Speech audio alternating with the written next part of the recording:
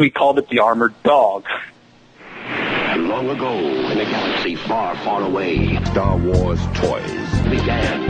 And Kenner continues the excitement. The Empire Strikes Back collection. El regreso del Jedi. Welcome to the Star Wars Collector's Archive podcast. It's the Chive Cast. Was that Star Space Station with a snap-open space hatch? Sometimes known as the Vintage Pod. Wow, what a weird train! A monthly audio magazine dedicated to vintage Star Wars toys and memorabilia. Hosted by Sky Payne, Fudd, Chewbacca's good too! and Stephen B. Denny. B-Wing fighters and B-Wing pilot action, B-Wing pilot action, B-Wing pilot action, B-Wing pilot action. Market data mined by Brisbane Mike. Luke Skywalker handles his saber well. And Fratastic Pete. Boba Fett has a seat helmet. Tech support by The Load. Print slate. FX7, X-Wing Ace. Steve and Skype chat about the AT-AT driver, Rebels, and archive news with the Holy Ghost, Ron Salvatore. CJ Fawcett joins us for a record number of drops in a single segment with his extended nugget / storytime / yak to my face / vocab / brand new feature entitled Bib Fortuitous and Serendipitous Crumb. You will learn about the R2 Toter and why R2D2 is not short. Plus, we finally get around to the Steve Denny article. Did I mention German B-Wing pilots? All of this, plus the world's least successful C-3PO impression on this month's Chive Cast Vintage Pod! Wampa Wampa! Welcome to Chive Cast 56. Yeah, 56, Steve. We haven't been keeping too much on the time thing. Yeah. But it is Monday, and Friday is Halloween, so Yes. that's kind of fun. Yeah, I've got some, I'm actually using some Halloween candy to fuel me on this episode. That's funny. Have I already talked on the show about how I've given up candy? No, I don't remember you saying that, no. Well, I mean, I ate so much candy in high school, Steve, that... Does that explain some things? You know, I ate so much candy in high school, Steve, that I literally created a holder for nerds in the shower.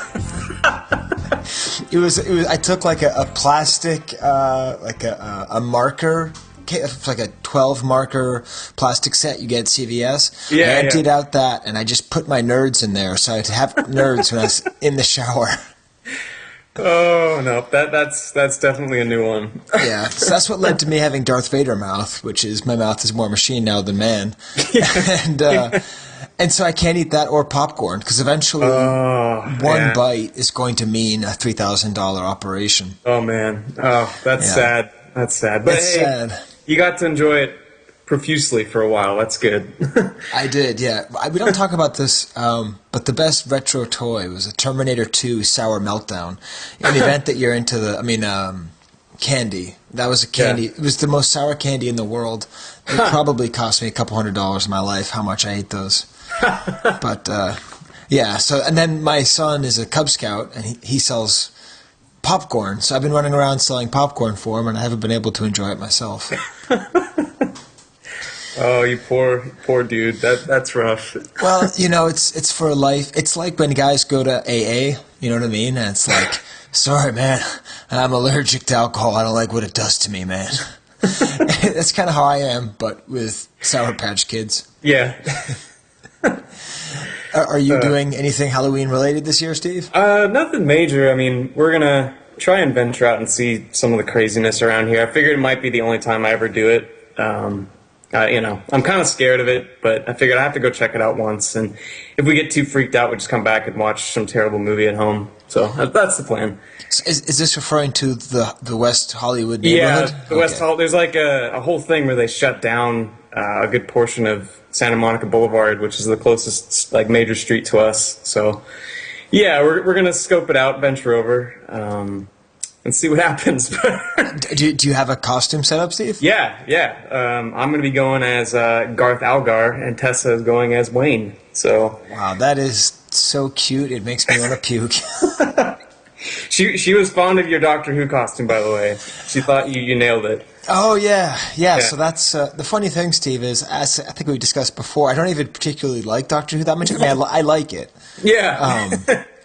But, you know, as I've said, anytime some guy calls himself a doctor when he's not really a doctor and he's pale and kind of tall and wears suits, That's good with me. But my kids love it, and so it's got this great thing where basically I just bought myself a bunch of nice clothes and a pair of shoes I wouldn't wear, and then that's my costume. Hey, see? But yeah, I was watching some episodes, Steve, and I sort of sent you an email about this. I was wondering when or if we were going to get to it, because... this is the Edit Droid Sky here. I'm going to do you the grand service of not including that story. In case you're curious about how I connect collecting podcasts with a particular episode of Doctor Who, come talk to me at the next celebration. But it's not really worth listening to. Oh, boy. Oh, well, Steve, what is our figure of the month? We didn't even mention it last month. See, I think we're already going to be kind of at odds on this, because how do you want to pronounce him? I mean, I'm still going AT-AT driver, and you're going to go AT-AT driver, right? Yeah, because that's his name, AT-AT driver. The driver of the walker is our is our figure of the month. Yeah, and it's, I don't know, this definitely is up there in the pantheon of most loved toys when I was a kid. Yeah. Oh, so you had one when you were a kid? Yeah, no, definitely. And I had a hard time deciding which one I liked more, like the AT-AT driver or the TIE Fighter pilot. Like, just for the non-Stormtrooper troopers. I just love them. But really what I loved about the AT-AT driver was that little bit of orange on that logo. Oh, right. Just that little touch of it. I don't know. Yeah, it's funny. Like growing up, I only watched Empire Strikes Back on VHS, like not the letterbox, just the 4x3. So I never really even noticed the drivers until much later in life. So it's like when a kid brought one of the figures to school, I'm like, oh, I thought it was just some made up bad guy. I'm like, he looks pretty cool. And then of course, later I'm like, oh, right. Oh, wait, so do you not see them in the pan and scan version of the film? You do. You kind of get just a glimpse. You don't get like a full-on, real good shot of their face. You kind of see the back of their heads and their arms, like moving the controls. But you just, for whatever reason, I just never really noticed them. That's really interesting, because I certainly never saw, well, you know what I call it, Steve, when I worked at Blockbuster. And someone walked up to me and said, "Excuse me, do you have this on Butterbox?" I don't think you told me about that. Oh my God, yeah. Do you have this on Butterbox? I'll never forget. Because that was like the only movie in existence that was on Butterbox. Right. But yeah, I just must have played with the toys and know what they looked like. Cause that's interesting, Steve. We should sort of ask around if that's a common thing where they weren't actually that well seen in the movies. Yeah. And that actually brings me to my movie thought of the month, which is just, I just realized it really blew my mind at a certain point. I think I was in high school when I first saw the AT-ST in Hoth. Oh, right, yeah. And then just thinking about how weird it would have been if you saw an AT-AT driver on Endor. Like, they must be there, right? Out of place, right? Yeah, because who else is driving the one that's coming up to like the base or whatever? Right. Yeah. Do they have Endor gear? I don't know. There's just something about the presence, the mixture of those vehicles, right? And how much one is the Hoth vehicle and the other is the Endor vehicle. Yeah. Yet they both kind of play. They both kind of serve that function, and then that just goes to the wider concept of. Really, they're just not very good designs. I don't think. Yeah, for those purposes, yeah. It's another one thing where the prequels, if you look at the turbo tank, it's actually a pretty well-designed vehicle. That makes sense. I was just going to say, like, in the 2025 special edition, we are going to see the Endor AT-AT driver. You know, it'll be in that color scheme, and it'll all be represented, and then there'll be a figure. So. Yeah. But I don't know, I was just trying to think, if you tried to play that scene as a kid, would you... I guess you'd have to put him there, but it just feels like a Hoth figure to me. Well, he's got the Hoth color scheme, that's for sure. Right. Yeah, that's funny. Yeah, so that was my my movie thought. Nice. And then, I don't know, we're going to be, well, I guess we talk about the show a little bit. We're going to be talking to a couple... editors from the Star Wars Collectors Archive. That's right. Yep, we got CJ. Although, wait, Steve, you and I, we're editors now. Oh, right. Yes. That's funny. Sorry, I just picked up a piece of paper, and it's an essay from, I it's an essay that someone said they handed in to me. I'm like, I'm pretty sure you didn't, and it's sitting right in front of me. But that poor student. To be fair, they did call me Skype Pain. So if you can't spell your professor's name right. Oh, that's good. So anyways, yeah, we're talking to CJ, who's been trying to talk to us for a couple months now. Yeah, I think it was like back in August when he first was like, hey, when are you guys going to get to the AT-AT episode? I'm like, we'll get there. We are going to get there. We have now arrived. So I'm glad that like we remember to reach back out to him and he's coming on. So that's good. Yeah, and Ron will be joining us. Honestly, Steve, there's been so much going on with the archive that we just sort of need to have Ron on sort of all the time. I kind of wish we reached out to Tommy, too, because I want to talk about his stuff. We'll get to that later. Yeah. So before we call Ron, then, we should get to some more of our pre-news features. Should we get to the Sky Coup? Yeah.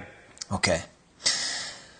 I guess we'll go with my thoughts on the figures, which I've briefly alluded to. Okay. Orange paint applied. On helmet, night colorless. 2 logos define. Definitely pinpoints your love of that toy. That's good. Yes, and also just the 2 logos. You don't see that very often. Yeah, that's true. And then this is one for the figure. Right. I have to admit that the end of it may prompt me to burst into song, so we may have to. Hey, you know what? It's not that precedent has already been set, so it doesn't matter. Now I forget. We're of course referring to my Kleb Zelok song that I recorded last month.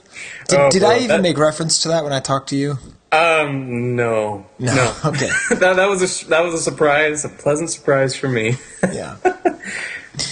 Okay. Still helmeted head.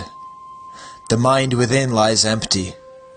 Point, shoot, crush, die, snow.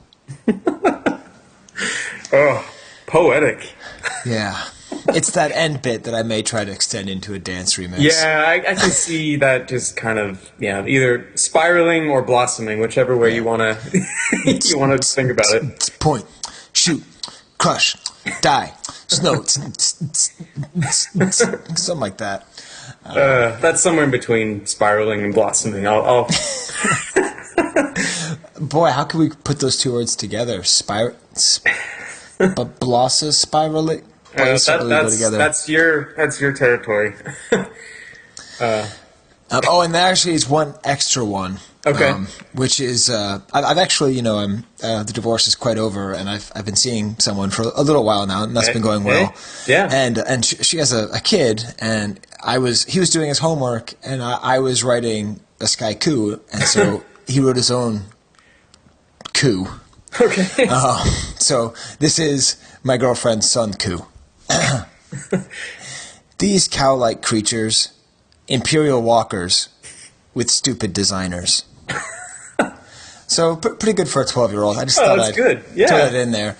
He listens to a lot of podcasts. Okay. And so I figure in the event that he ever listens to this one, he'll know. I wasn't kidding when I said I'd put it on. Good stuff. What the hell, Steve? We get to talk about anything on the show, right? Right. It's free reign. Yeah. I still can't believe that you love Wayne's World so much. That is really funny. I love it. It's a masterpiece. And so I'll show you. I'll share. I've already told you, but I saw Wayne's World every Friday for 5 weeks. So I would go to the Harvard Square movie theater. I would take the bus in from Belmont, Massachusetts, and I would go and I would see the 7:30 showing of Wayne's World with my friends. I just couldn't get enough of it. I remember going to see Wayne's World 2 in the theater was a high point of my young life. I was so excited for that movie. And at that point it totally lived up to everything, and I've seen it since, and I still I love it, but it's not quite the same. I can't say that I've seen it that many times. I think I've only seen that one maybe once or twice. Yeah, I think probably for good reasons, it was kind of tough to come by on DVD for a long time, so I hadn't seen it for probably 10 years, and I watched it maybe a year ago. I'm like, oh, okay, I can see why it hadn't been put back on DVD yet. But you know what the problem with that one was? I think it was too much Aerosmith. Maybe, yeah. Because I like Aerosmith a lot. Yeah. But that was like the real turning point. Like the Get a Grip album was where they really just started going to power ballads almost exclusively. And I think that was it. I don't know. Anyways, thanks for joining us with Wayne's Cast. Yes, yeah. Party on, Steve. Party on. So what's we got a script flipper? All right. Yeah, why don't you flip the script and show me what you're working with, Steve. Okay. It's getting really, really hot in here. Flip the script. All right, so we're gonna pick up off when we left from the last little bit on the malicious and very intelligent Wampas. So in that same early draft from Lee Brackett, so the Imperial fleet, they arrive and there's a brief siege kind of described. It's very brief, but one of the it's another one of my favorite things is the generic sci-fi dialogue that comes up. So when the Imperial ships appear on the radar, one of the rebels yells, "Condition red!" And so the next line of description is the Imperial transport lands, and they disgorge great tank-type crawlers and armored troopers. And then after that, it kind of just says, battle, and then the rebels escape. There isn't really any more, there's no snow speeder attack, none of that. It's all very... let's siege this rebel ice castle and get them out of here. And then that was it. But I just love, whenever I find those little bits that just, imagine Condition Red in Empire Strikes Back. Just, if we go right after Fire the Big Gun. Yeah. Yeah, so it was a lot more, maybe the sense of someone who doesn't write a lot of science fiction, just trying to make things sound science fiction-y. I guess. I mean, she wrote some science fiction, but it was that really kind of classic... campy science fiction. Right. So yeah, it definitely fits into her style in that sense. But yeah, to see what it would eventually become, it's just funny in retrospect. Condition Red. All right. Well, I think we should probably call Ron. Yeah, I think we're at that point, right? We're at that phase. Why don't we give Ron Derlay a call? All right. I just got your outline. It just showed up. Oh, good. All right.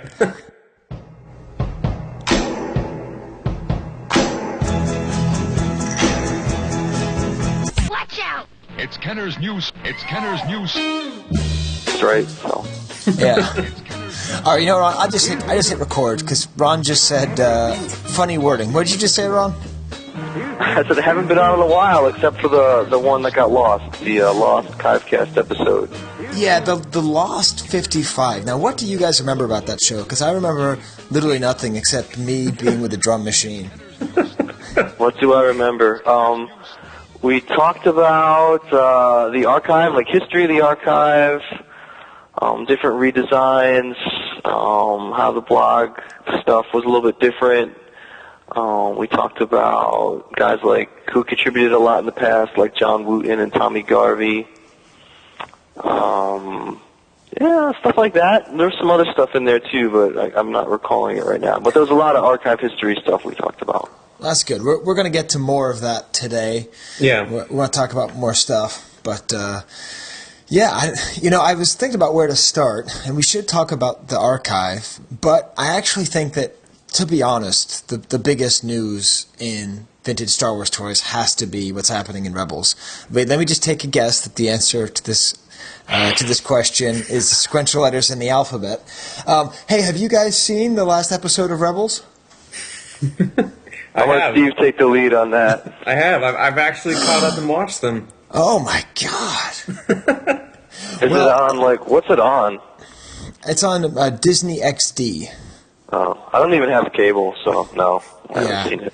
But even if I did, I probably wouldn't have watched it, to be honest. Well, I've got a lot of thoughts.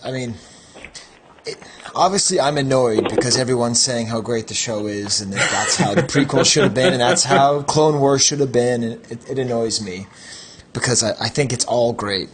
But this episode, it's the name is Fights and Flights or Flight and Fighters or something like that. Did you hear about the concept of the episode, Steve? I watched it, but I don't know any backstory on the concept. So the director, Dave Filoni, same guy behind Clone Wars and one of the guys behind Avatar, not the not the preachy alien movie, but the cool cartoon. Hey, do you guys realize that's the #1 movie of all time? It's kind of weird, right? Yeah, Avatar. Yeah, I think I did. I mean, wasn't it? It was Titanic before that, right? I think it's just James Cameron's thing to have the #1 movie. They retitled to the James Cameron Award. Yeah. I mean, Titanic, at least, you know, that's memorable. You think about it, you quote it, you say, "I'm the king of the world" whenever you're on a boat, you know. Well, I mean, Avatar, I can't remember one thing about it except for, like, "I feel you," or "I'm connected to you," or something. What does he say when he sticks his little tail dongle in her ear hole? I don't even remember. I don't know. Anyway. I liked Avatar for, like, the first hour and a half, and then got bored of it. Yeah. Anyway, so getting back to Dave Filoni, he said on StarWars.com that the basic idea of the show came about from playing with toys. So if you watch it, just get this one for $2, whatever it costs, Ron, because it's pretty interesting. You can actually watch the entire episode as though it were like a Toy Story style thing of somebody controlling figures and playing with them. Because the majority of the action takes place on top of an Imperial troop transporter. Okay? So, Ron, like, they honest to God got the toy and scanned it, and it's got the hoods over it and everything, and it's got the right number. Like an epic piece of vintage exploitation. Yes. I've been thinking about this, Ron. Is it vintage exploitation? Sort of. No. Listen, I'm going to go with no on this, because it's not like it's something that people actually cared about. It's, you know what I mean? It's not like anyone was clamoring for Imperial troop transport. It's not something where people said, "Oh, thank God, only super hardcore Kenner dudes recognize that without being told, hey, that's a Kenner thing." Yeah, you know what I mean? It's a different thing than the way they're doing the music, I would argue. Right. Yeah. Yeah, the music is, I mean, frankly, I find it horrible because it's just all John Williams music all the time. To me, it's like an off-key version of it. Like, they just switch a couple notes here and there. It sounds weird, right? Yeah, like da-da-da-da, da-da-da-da, da. Sounds like you did it on your drum machine from the Block 55. Right. Yeah. But anyway, so the whole episode plays like that. So it's like the good guys are running around on top of the Imperial troop transporter, kicking the stormtroopers off, and then a TIE fighter shows up, and they, like, jump onto the TIE fighter and throw the bad guys out, and then the good guys are flying in the TIE fighter, and they're, like, flying around, and they have all these adventures, and the story's pretty thin. There isn't a real reason to have it, but it honestly does feel like someone just said, "I'm going to film playing with vintage Star Wars toys and make a cartoon out of it." Yeah. What did you think, Steve? I mean, I agree with that pretty much completely, yeah. I mean, the show in general, like, you're right in the sense that the troop transporter isn't something that most people would really care about, but the whole, like, I guess, design of the show being super McQuarrie-esque, which, I mean, I like because I like McQuarrie, but I can see the reasoning behind it. It's like, we gotta, it almost feels like an appeasement. Like, I gotta get people back into it by going for something that's old-fashioned. And yeah, I don't know. And that and the music, it just it bugs me too, honestly. But yeah. I mean, I enjoy the show because I love new Star Wars. Yeah, right. And that's great. And I'm whatever. I like, I like a lot of stuff, but it is troubling the fact that it seems as though it really wasn't that hard to get Star Wars fanboys to stop complaining. Right. It really wasn't that hard to get them to stop complaining. And it's not like Lucas didn't know. It's that he didn't want to do what everyone wanted him to do. No, he pretty deliberately avoided all that stuff for the prequels, no doubt about that. Yeah, which again follows my theory that once Episode 7 comes out, everyone's going to revisit the prequels and say, I may not like them, but I appreciate them as art, but we'll see. Well, I'm glad you're excited about the Imperial troop transport in Rebels. I'm glad that excites you. When the MTV7 shows up in an episode, would that excite you as well? Yeah. Well, I mean, yeah, why not? Because it's like... Well, I don't know. I mean, it's... Well, what's your problem with it, Ron? Besides just being... I mean, just so you know... I don't have a problem with it. It's just... I mean, you say that people don't care about it, but then as soon as you mentioned it, like, the only thing I know about Rebels is that it had the Imperial Troop Transport. Maybe that's just because I know so many collecting nerds, so that just seems like one of those things that everyone's been talking about. Right. And it seems like it was just dropped in there to make vintage fans go, ooh. But see, to me, it's not the same thing as, like, filming the inside of the Tantive 4 or Tantive or whatever. Like, there's been certain things, and even to me, the Macquarie stuff is it's neat because I can point to my, I'll show my kids, hey, that's the original design of IG-88. Right, I'm like, oh, hey, that's cool. But I don't know. I think the fact that they're using it as a major vehicle for the show, that they're actually committing to it, I don't know. I think it's cool. But that's why we wanted to have Ron on, just to make sure that the blanket was nice and warm. I don't think it's terrible or anything. I'm just not particularly. It doesn't do that much for me. It's just okay, that sounds interesting. But does it talk? I mean, is there a talking record in it when a stormtrooper presses a giant button and it goes like, "I'm over here! Help!" Yeah. So that would be cool. But I guess to me, the bigger idea of why it was fun is, even though I want to be cynical like Ron, and I want to dislike the show because I'm annoyed at people for saying, "No, this is fun. Finally, it's fun." I just get so sick of people saying the word "fun" in Star Wars. See, it wasn't actually that much fun when Luke was fighting with Vader in front of the damn Emperor. That's not fun. It's interesting. What fun? Watch the Avengers, you idiots. I see what they're doing. That's like I'm always like, I see what you're doing here. Yeah. But I'm enjoying it, to be honest. I'm liking it. So yeah.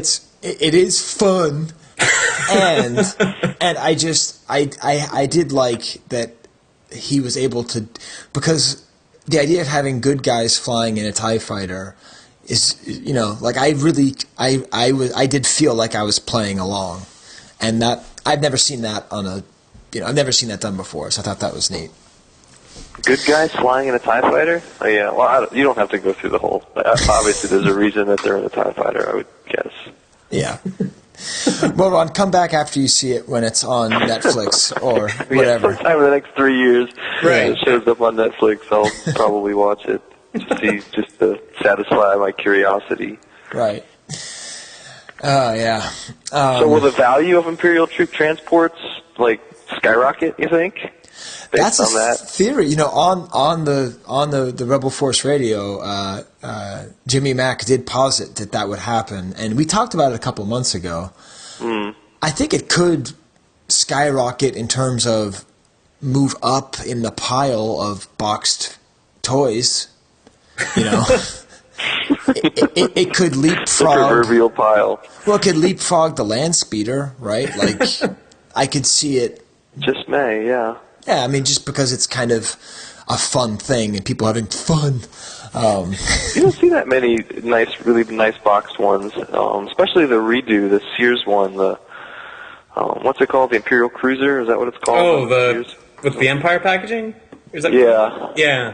Yeah. And there's a rare variant. There's a talking one in the Empire box. Is pretty tough. You don't see that many of those. So now that it has cachet, maybe it'll start selling for the big bucks.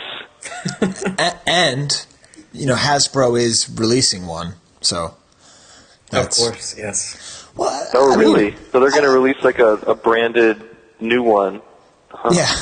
Yeah. That's cool. Yeah, it's weird. Interesting. Now that's a vehicle I never thought they'd redo. So exactly. Yeah, I wonder if that actually was it showing up in Rebels was a Hasbro-driven decision where they were like, "What's the one vintage thing we haven't done? Oh, the Imperial Troop Transport. Well, let's make sure that gets in Rebels so we can sell some of them or something." But yeah, it really is a battle of my cynicism versus my kids having fun watching it. I had to think well, what if in the new movie Chewbacca uses a vehicle maintenance energizer on the Millennium Falcon? I'm going to be so split between the cynical part of me calling it vintage exploitation, the nerdy part of me being finally my VME collection is going to be worth something. Yeah. What other larger vehicles has Hasbro not redone? Did they do the Rebel Transport, the pickle ship? No, I don't think that's been done, right? Boy, I don't even know. I should have Dan Curto on here. I doubt another it. one. Otherwise, well, I guess they haven't done the goofy Star Destroyer playset either. Well, they've done when they get down versions to Land of the it. Jawas, then I'll be happy. Land of the Jawas should show up in Rebels. That'd be pretty. Oh man, I did. That was another toy I enjoyed. But I can tell you, we jump ahead to feedback. Martin Thurn did leave feedback on the last couple episodes, saying how happy he was we kept it under 2 hours. Oh yeah, Losing Martin is a difficult job, so it is. I mean, so I'd like to keep this mission one accomplished. Under half an hour. So we'll catch you later, Ron. All right, guys, take it easy. Well, and actually, before we get to the other archive, I had an idea. And I set this in the outline, but I haven't talked to you guys about it individually.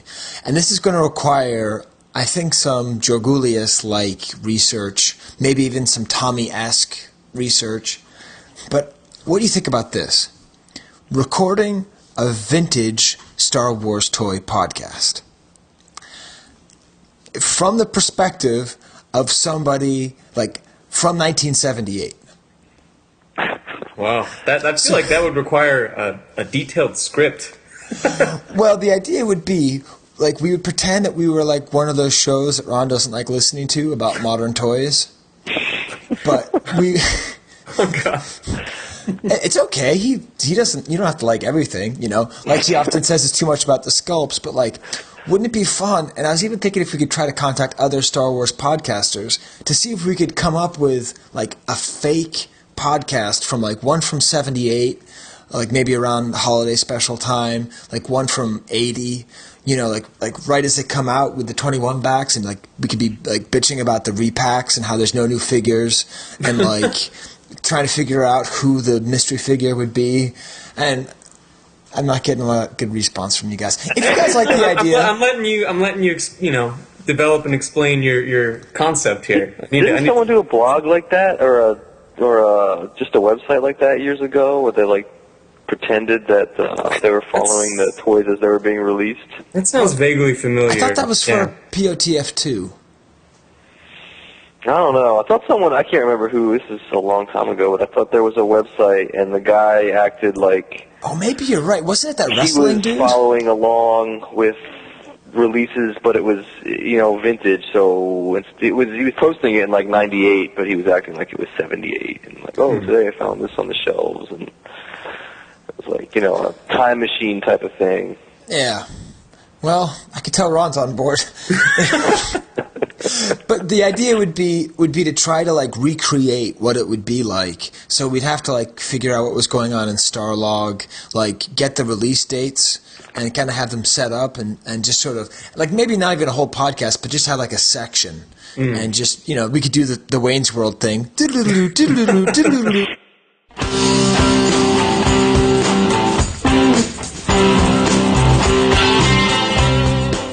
10-4, good buddies. This is Sky Payne with the CB Cast for Star Wars toys and Star Wars news. Hope there's no smokies in the air for you today. Anyways, we got some good talking with Ron R. Salvatore and Stephen B. Danley.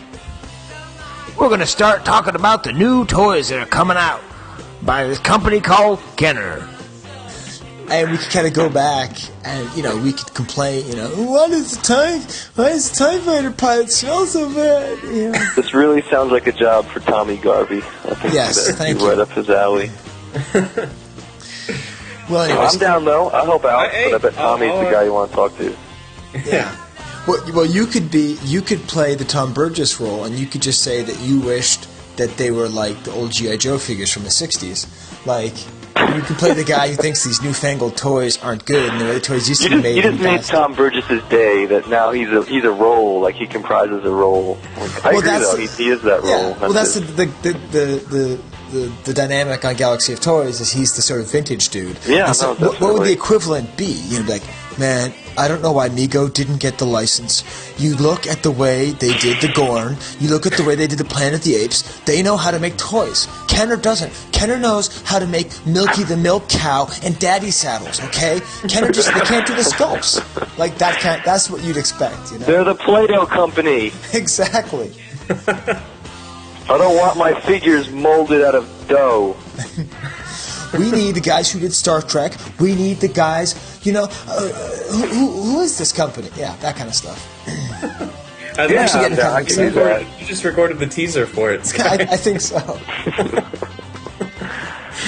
Sounds like a plans guy. All right. You're a man who always has plans. I am. I just don't have enough time to execute the plans, but... I know. Who does, though? Yeah. Oh, it was funny, Ron. I went camping and... oh, wait. Is my computer dying here? 1 second. I just need to make sure it's actually recording.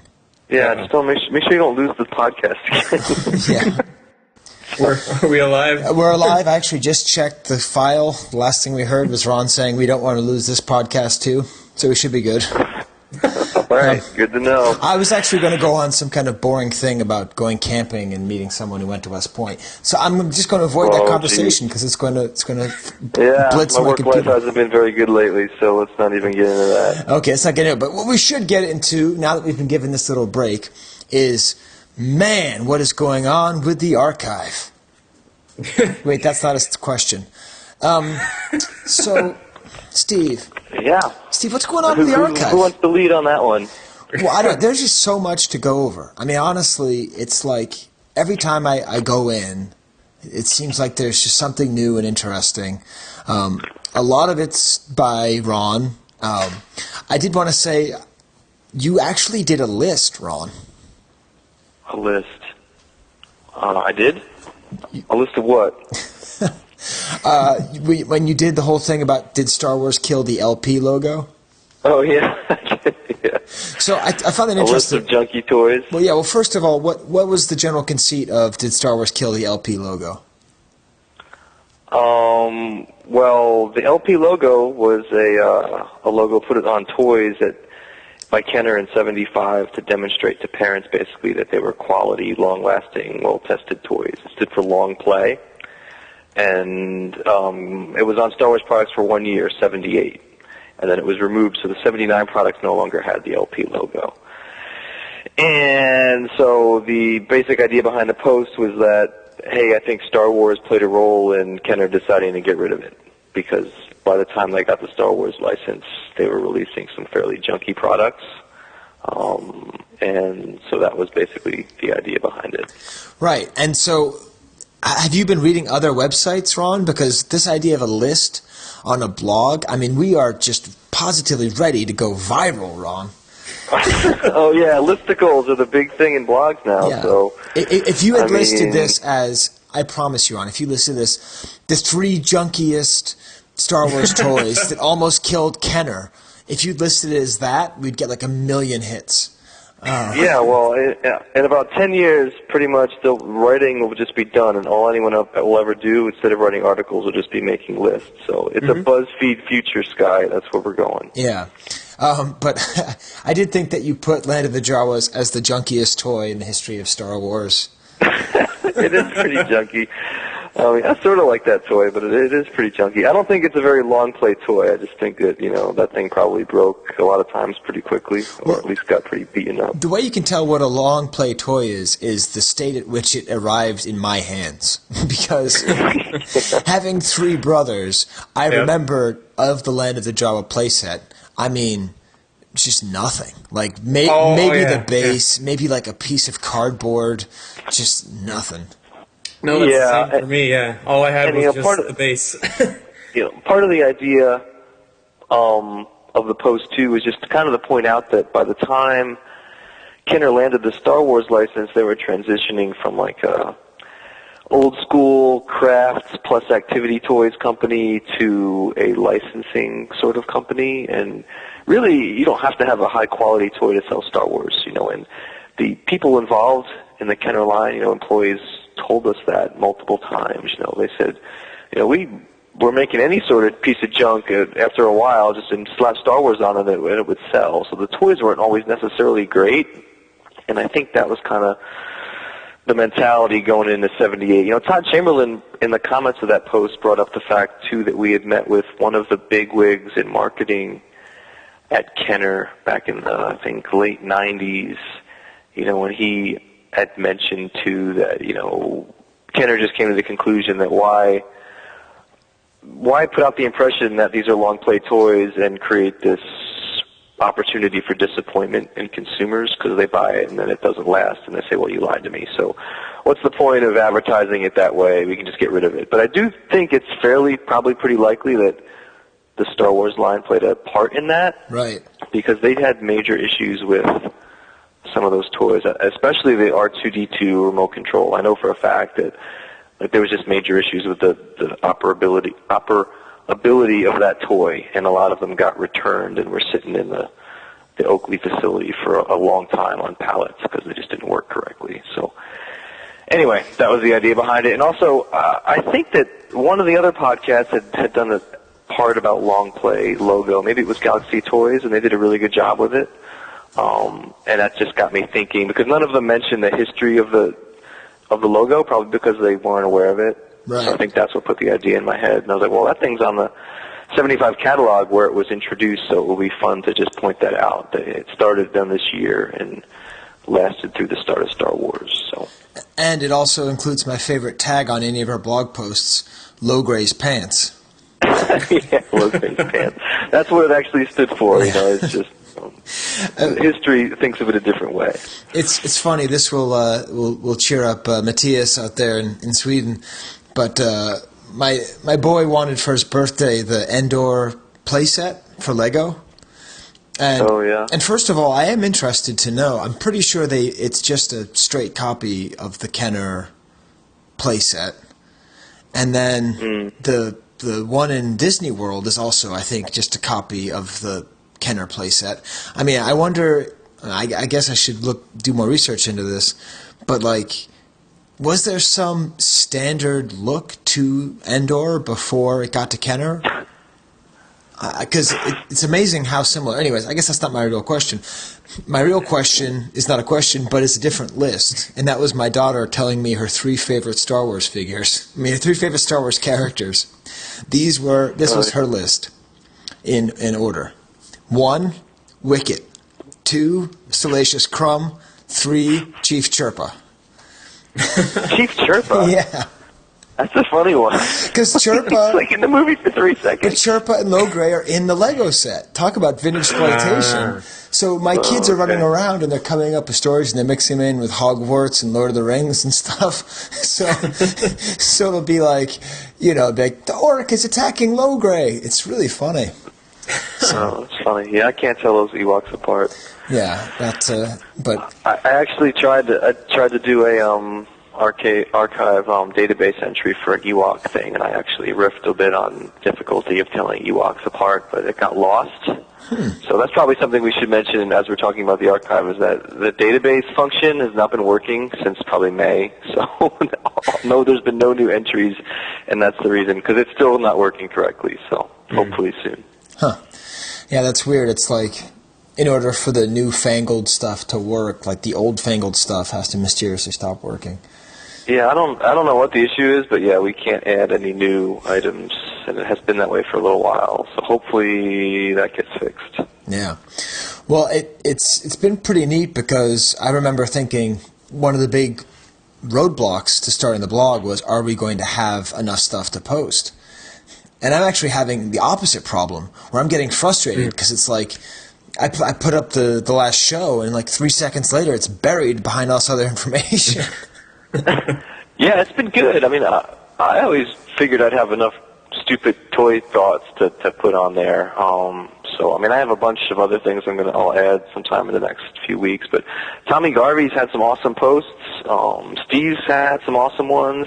I love especially love Tommy's legal one. That was really great. Yeah, it's funny because I have a hard time figuring out how that. I mean, it's hard not to just read that article because it's sort of hard to figure out how to say it. But that is just some great writing. that he did. And if you haven't read it, go to SWCA.com. And it's just, it's so cool because he's sort of always talked about this stuff. He sort of mentioned it here and there, the legal stuff, but to see it all together in one place. Yeah, and it's just so people know it's just legal proceedings that involve Kenner and Star Wars toys. So he touched on Ideal trying to, infringe on Kenner licenses, with a space line. That was probably the most interesting one. There was also one about a guy stealing toys off a loading dock or something in Cincinnati. Yeah, that's right. Yeah. So some pretty interesting stuff. I mean, stuff that I'm pretty proud so far of the blog content because I feel like it's stuff that you've never really seen anywhere else, which is kind of cool. Yeah, yeah, really, it is. It's a lot of, wow, I didn't know that. Hey, that's cool. Hey, check that out. And it's not like that's the first time I've ever felt that way in the archive, but when we were cooking up the blog idea, this was sort of the hope of how it would work. Yeah. Well, the good thing about it is that, the archive is great for the database, the entries for specific collectibles, but it's not really, if you want to do things connecting, like different pieces of ephemera, like, here's an ad and here's the catalog that went to making the ad and, do something about a promotion that Kenner ran. It's not really attuned to that, so the blog is really good for that. So I spotlighted a bunch of stuff from the TKRP Collectors Connection periodical that was issued in the 80s, which is like old collectors advertising things, which really wouldn't maybe work we should that get into well that. on the database. Let's get into that as I completely interrupt you. No problem. 1 second. Oh my God, my microphone's on the wrong setting. Hey, that should be better. Let's make sure everything's... You're scaring Steve and me here. Everything's still recording.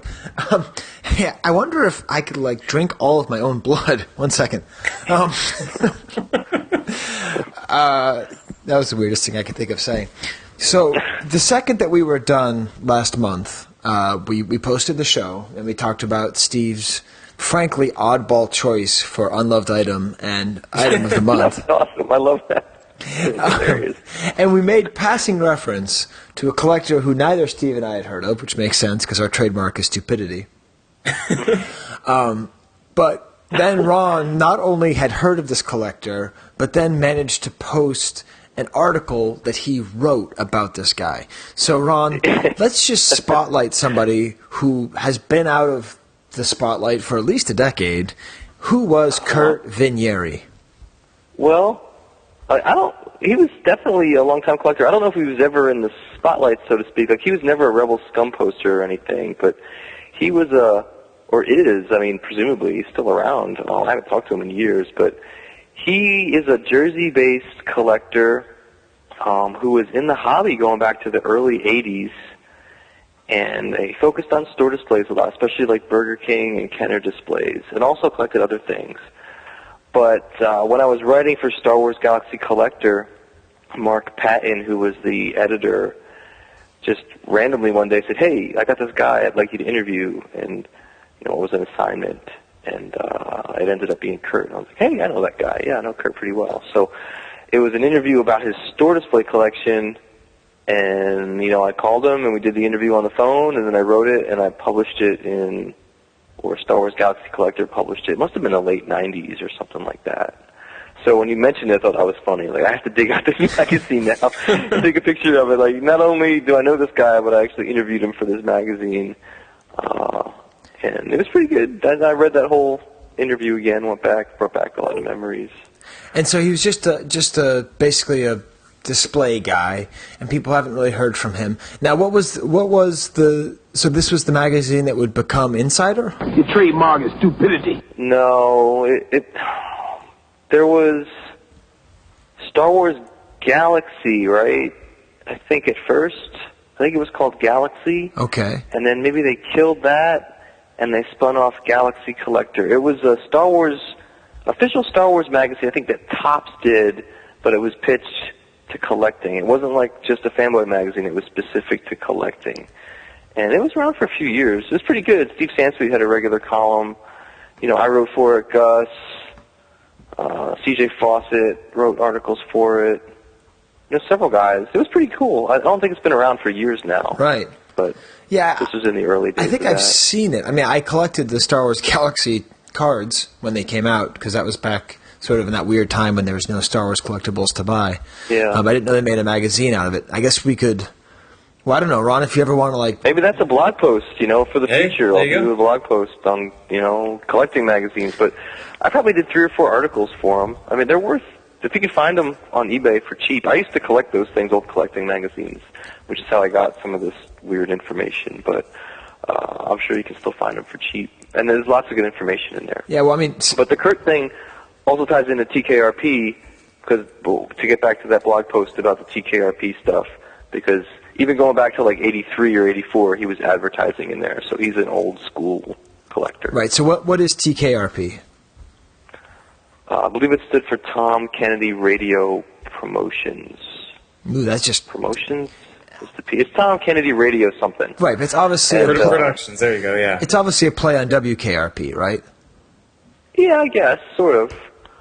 And I seem to remember hearing the history of it, but I don't really remember it. Like, he was a radio personality who must have also been a Star Wars fan. And at some point, he parlayed the radio thing into a Star Wars merchandising thing. So I don't think the Star Wars thing had any connection to the radio, but it just had the same name. It's kind of weird, but I think that's what it was. And they started as a catalog for selling licensed merchandise, which this is in the early 80s. So there's not that many licensees, right? Say there's like 40 licensees, and they carried a lot of their products. So you could go there and buy, Factor's buttons or something. And he was a retailer, and he'd sell it through the mail. But then he also did checklists of all licensed products, so like a very early version of like the archive database. Huh. And the coolest thing in my mind is he did classified publications. So the people who ordered from him could advertise in these catalogs or these sort of pamphlets what they were looking for and what they had to sell. And so it was like a very early way to hook up with other collectors around the country and sell and trade and buy stuff for your collections. And that's what the blog post is on. So right. Take a look at it on the blog. You can see some cool stuff like Steve Sansweet's full-page ad where he's talking about what he's looking for. And even Ame, who we featured on Chive Cast number 5 Absolutely. Or something. Ame's a legend. Yeah, I mean he's on there. And that's, I'm sure, how Steve got in touch with him. Well, Steve may have already been in touch with him, but that's, around that time, that's how a lot of those guys networked. Right. Mm. And I love when you see, even more fun than the stuff that is valuable is the stuff that people are looking for that wouldn't be worth anything. So, on the one hand, you have someone looking for the first anniversary poster. Okay, that's a big one. But then, like, wanted, Burger King Chewbacca glass. It's like, of all the things you could ask for in a time machine, it's just like... Yeah, that's pretty funny. Do you notice, like, some of the stuff in there, if you really look, I mean, like, nobody's looking for 3-packs. People just didn't care. And why? Because I don't think they looked at them as, like, there was already released figures, and I don't think the repackaging of them really mattered to most people. So, like, nobody was looking for those.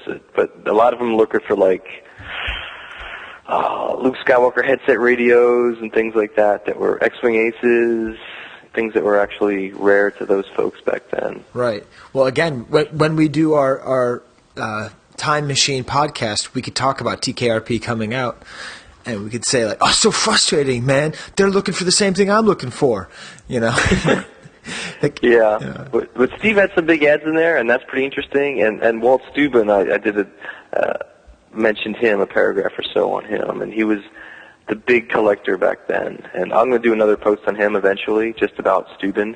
But his ad's pretty interesting. He's the only guy looking for a rocket-firing Boba Fett. Wow. Kind of cool. Huh. Man, well, yeah, that's just half of my warpath. Blood flood your dungarees, and that's just the half of my warpath. Steve, you get the reference? I missed that one. I make your mouthpiece obese like Della Reese. Oh, crap. Notorious B.I.G. line. But I mean, that's just just the tip of the iceberg. Honestly, we can go through. Steve had a great post on there that he should talk about that was on collecting and displaying transparencies and stuff. Oh, yeah. There was, it's a fun kind of niche area. I mean, I'd like to do more posts like that for stuff that doesn't always get that much attention, but I've just got lucky to get a couple of weird photography stuff over the years, and there's a lot of it out there. So, I mean, that could even be a running series. If people have more interesting photography stuff, send it my way. I'm happy to put it up there. But yeah, it's cool. Hey Steve, yeah. did you major in marketing? Because you really know how to not sell your own work. I know. Ron, can you tell me what was cool about what Steve did? Yeah, well, he took the problem with those transparencies and things is that they're hard to display, right? Impossible. And so people tend to have them and they're in drawers and whatnot. So he kind of took them and displayed them nicely on the page and talked about how people go about not just collecting them but putting them on display. And he had some good photos. And I'm pretty guilty because mine are just in a drawer somewhere, but I pulled them out to take photos. And I also found an old picture for him of Chris Dragoulias and Todd Chamberlain sorting through some of those original find slides at a hotel in Cincinnati when we first found them, which is kind of funny. But he had some great photos from Yehuda, and I'll be doing a blog post on Yehuda's thing sometime in the future too, and his new setup, because I visited him a while back. Yeah, he just finished his new display, right? Yeah, he did. It looks great, and I took a bunch of photos when I was at his place, and I'm gonna kind of do a little interview thing with him. I just have to get off my butt and do that, but that'll be coming out sometime. Yeah. I mean, it's true though. I mean, there's been like just a mountain of stuff to try and keep up with, and it's just like constant content. So I mean, I feel like it's kind of revivified things a little bit as far as I've seen a lot of people on Facebook posting links to the blog stuff, so I feel people are looking at it. Also, it was mentioned on the UK podcast, which, so thanks to those guys for mentioning it. Yeah. Well, we need more lists, Ron. I just got to tell you. I actually wound up running into the 10 greatest Star Wars toys Hasbro hasn't remade, according to toplessrobot.com. Ewok Assault Catapult, Land of the Jawas, Imperial Troop Transport, Ewok Village, and then number 6, the Bandolier Strap. Yeah. I think they have on the catapult, right? Because I see it on eBay when I'm looking for vintage stuff. Yeah. There's some sort of catapult. I'm not even going to justify this with a click-through to the second part of it. But it is actually currently 10:05 Eastern Time. Now, there's a lot more I want to discuss with Ron. In particular, I would like to discuss, start talking about Steve Denny article. Because I think we should do it in parts. So I've just taken a little bit of that, and it would just be kind of fun to maybe even do a market watch game with him. But Chris Fawcett he has some stuff to tell us, and I don't really know what it is, and he's waiting for us to call. So why don't we take a break from our current podcast, and then, Steve, is this going to be a nugget or an unloved? What is this going to be? It's going to be a nugget / storytime / limelight, according to Chris. So I don't. There's a problem because I think we had planned to feature his item that he's going to talk about on the archive, but since we can't add new stuff, I'm not sure it's it'll get there eventually. It's a free nugget from the archive. We were talking about going back in time earlier, and now we're kind of projecting forward. There we go. This is going to be like, right. There you go. In that case, get ready to hear a Frankenstein drop that mixes all three of them at the same time. 'Tis a nugget from the archive. Here's an oldie but goodie. Once upon a time, Long ago. Ticklo Cup. Yakety yak, yakety yak. Archive. 'Tis a nugget. Oh my God, they're gorgeous. From the archive. Oh my God, they're gorgeous. All right, guys, so I just hit record here. We had a weird false start. For some reason, Chris's face pops up on my Skype as an elderly man sitting in front of some kind of Toyota. I don't know what's going on there. But, CJ, we are all fascinated. We don't know what you're going to talk about. We don't know if it's a nugget, an unloved, or a story time, or what it is. So I'm just going to open up this link that you sent us. And for those of you looking at the enhanced version, you will see this. And I'm just going to click on this, and I appear to see an AT-AT, and it looks cool. So what is it that we're looking at? Tell us the story, CJ. What is this? Okay, there's quite a little bit of a long story on this, but I think it's pretty interesting. But first, I think this is almost like a new subcategory that we're going to invent of story time. Okay.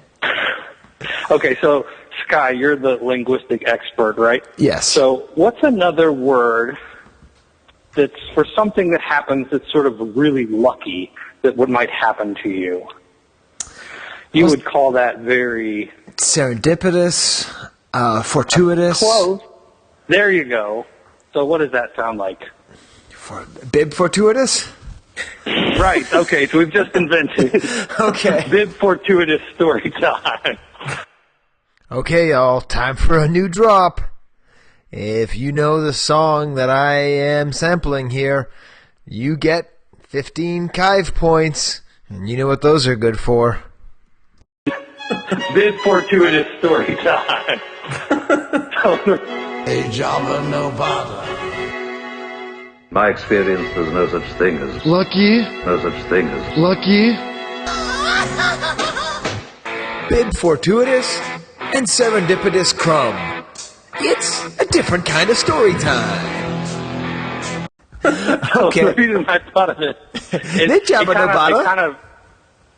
it kind of reminds me of that story that Todd and Will told from Celebration, where they're talking about a panel, and randomly this guy raises his hand in the panel and says, "Oh yeah, I've got that crazy rare display." So that was obviously a really kind of just chance happening, right? So this story's very much along the same line. It was just sort of sheer luck that this whole thing started. So the story starts back in, I would guess it's around 1998 or so. Okay. And I was for my job back then, I was a engineering consultant, and I went in under contract at a company in Ohio, and it was probably my first week there, and I was talking to a guy that was about my age and kind of was into Star Wars too. And he says, "Hey, there's this guy that works over in this other room that used to work for Kenner." And, in the vein of the Fluffies and the Woodchucks of the world, we're going to call this guy Iggy. And you'll understand why in a minute. We'll call him Iggy. Iggy, so okay. He goes, "Yeah, Iggy over there, he used to work at Kenner." I'm like, "Well, what did he do?" He's like, "I don't know." So he took me over there and introduced me to him. And we talked a little bit about it. He was a designer there, I think like 79 to 82 or so, somewhere around that frame, but right in the heyday of the Empire stuff. Okay. So I talked to him for a few minutes, and, and then go back to doing my job. This was in the morning.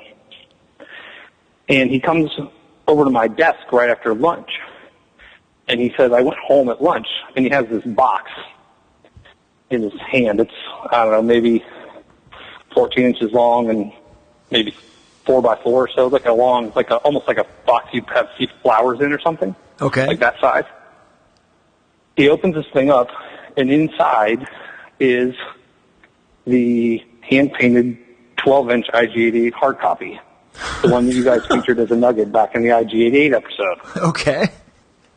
So, of course, my jaw just hits the floor, right? Like, holy cow, I came in this morning not even knowing anything was going to happen, and here I am holding a 12-inch IG-88 hard copy in my hand at lunchtime. So it's kind of crazy how it's just, but I guess, in some ways in Ohio, that kind of stuff sort of happens sometimes because it was such a, Kenner was there, and there was so much manufacturing and design and engineering that those guys moved around a lot, locally in the area. So I actually ran into 2 different people at that company that had formerly worked at Kenner, just by happenstance. So I arranged, I said, asked him, do you have any more? What do you got? So he said, yeah, and we went over to his house later that week, and he showed me this adept painting that he had. It is basically a 1-to-1 scale to the toy, and I included a picture there. It shows me kind of holding it up so you can see how large it is. It's quite a big painting. Uh-huh. And what this was is the designers were pitching the toy to the company executives, and this was like the largest toy they'd ever made. So I think there was a little bit of a concern, we're going to be spending a lot of money on the tooling for this. Are we sure we want to do it? So they kind of had to pitch the idea and get the executives on board with spending the money. So what he had done is he had done up some blueprint drawings, actually, and what he did is he made a blueprint of the side view and blew it up to the 1-to-1 scale, painted the background, then painted the blueprint, and then cut the blueprint out and stuck it down. So it's actually, you'll see in some of the close-up pictures, it actually is like a 2-layer thing on there. So I tried to buy it at the time, and he sold us some other things at the time, some blueprints and some Yoda case artwork that I'm pretty sure all that's in the archive. Yeah. I remember I got, I think, a photostat of the art, right, way back then from you. Yeah, there was a photostat of the art, which is on the archive. Yeah. So, yeah, I think you got a couple blueprints out of that find, Ron. And now, wait, vocab. Wait, vocab time. Let's define photostat for the audience. We ain't let them folks change our vocabulary. Change our vocabulary. First shot, Crumb, Sakura, Prostate, MIB, MOJ, CMYKUC. It's vintage. Of the attic. Vocab time. Let's define photostat for the audience. Okay, Ron? So Ron, why don't you take this one? Go ahead. Well, I think that was just an early method of color reproduction. Instead of a scan that's kind of inkjet or laser printed, it was photographic based. So it's almost like a copy, but it's a photograph. You know what I mean? It has this one like photo paper. So the one I have is like maybe 8.5 by 11, but it's of this art that CJ has. Okay, so you have the photostat of the AT-AT art that we are currently looking at and featuring this month. Yeah, and this we got that probably back in the late 90s, so it was a long, long time ago. Yeah, I think it was 98. Okay. Yeah. Continue on, CJ. I just have to pop in for the listener. So he wanted to keep this art piece, and he's like, no, I'm going to keep that in my family. I'm going to give it to my son. But every few years or so, I worked with him for like 4 years at that contract job, so I got to be really good friends, which was kind of interesting. Heard a lot of cool stories. He was actually the guy that hand painted most of the Empire Strikes Back 3 3/4 hard copies. And he told me the story. He's like, the day I left, I quit that job, there was that box of those hard copies there, and I thought about taking them because they were like, they were his artwork. He painted them. But then I thought, I should leave him for the next guy who's going to be taking over my job so that he knows what he should be doing. Oh, so I'm like, oh, Iggy, what are you doing to me? So anyway, I've obviously been friends with him and stayed in contact all these years. And every year or so, or 18 months, I'll just ping him again and say, hey, any chance you might give up that art? Try and convince him. Well, a few months back, 4 or 5 months ago, I was actually watching American Pickers and took a tip off of them where they just you got a guy who doesn't want to sell. You just sort of throw out a crazy number and see if he bites. So I was like, I'm going to try this. So I just threw out a crazy number to him, and he said, "Okay, I'll sell it to you." So sweet. I got the piece. Yep. So the story's not over yet. There's another cool part coming. I forgot why it's called Iggy. Oh, wait, because IG-88. Oh, right. IG-88, yeah, there you go. Your trademark is too busy. I got the thing, and he had it in kind of an off-the-shelf kind of a frame, so I wanted to get it framed nice. So I took it to the framing shop, and it was still in the frame he had sent it in. I throw it up on the table, and we're starting to sort of disassemble it out of the frame, and I pop part of the cardboard on the back, and I pull it up, and I see there's something on the back of the artwork. And I'm like, oh my gosh, there's something here. So we hurriedly took the backing off, and then here on the back was his handwritten note of what the drawing was, his signature, and the blueprint was glued to the back of the piece. So that's cool.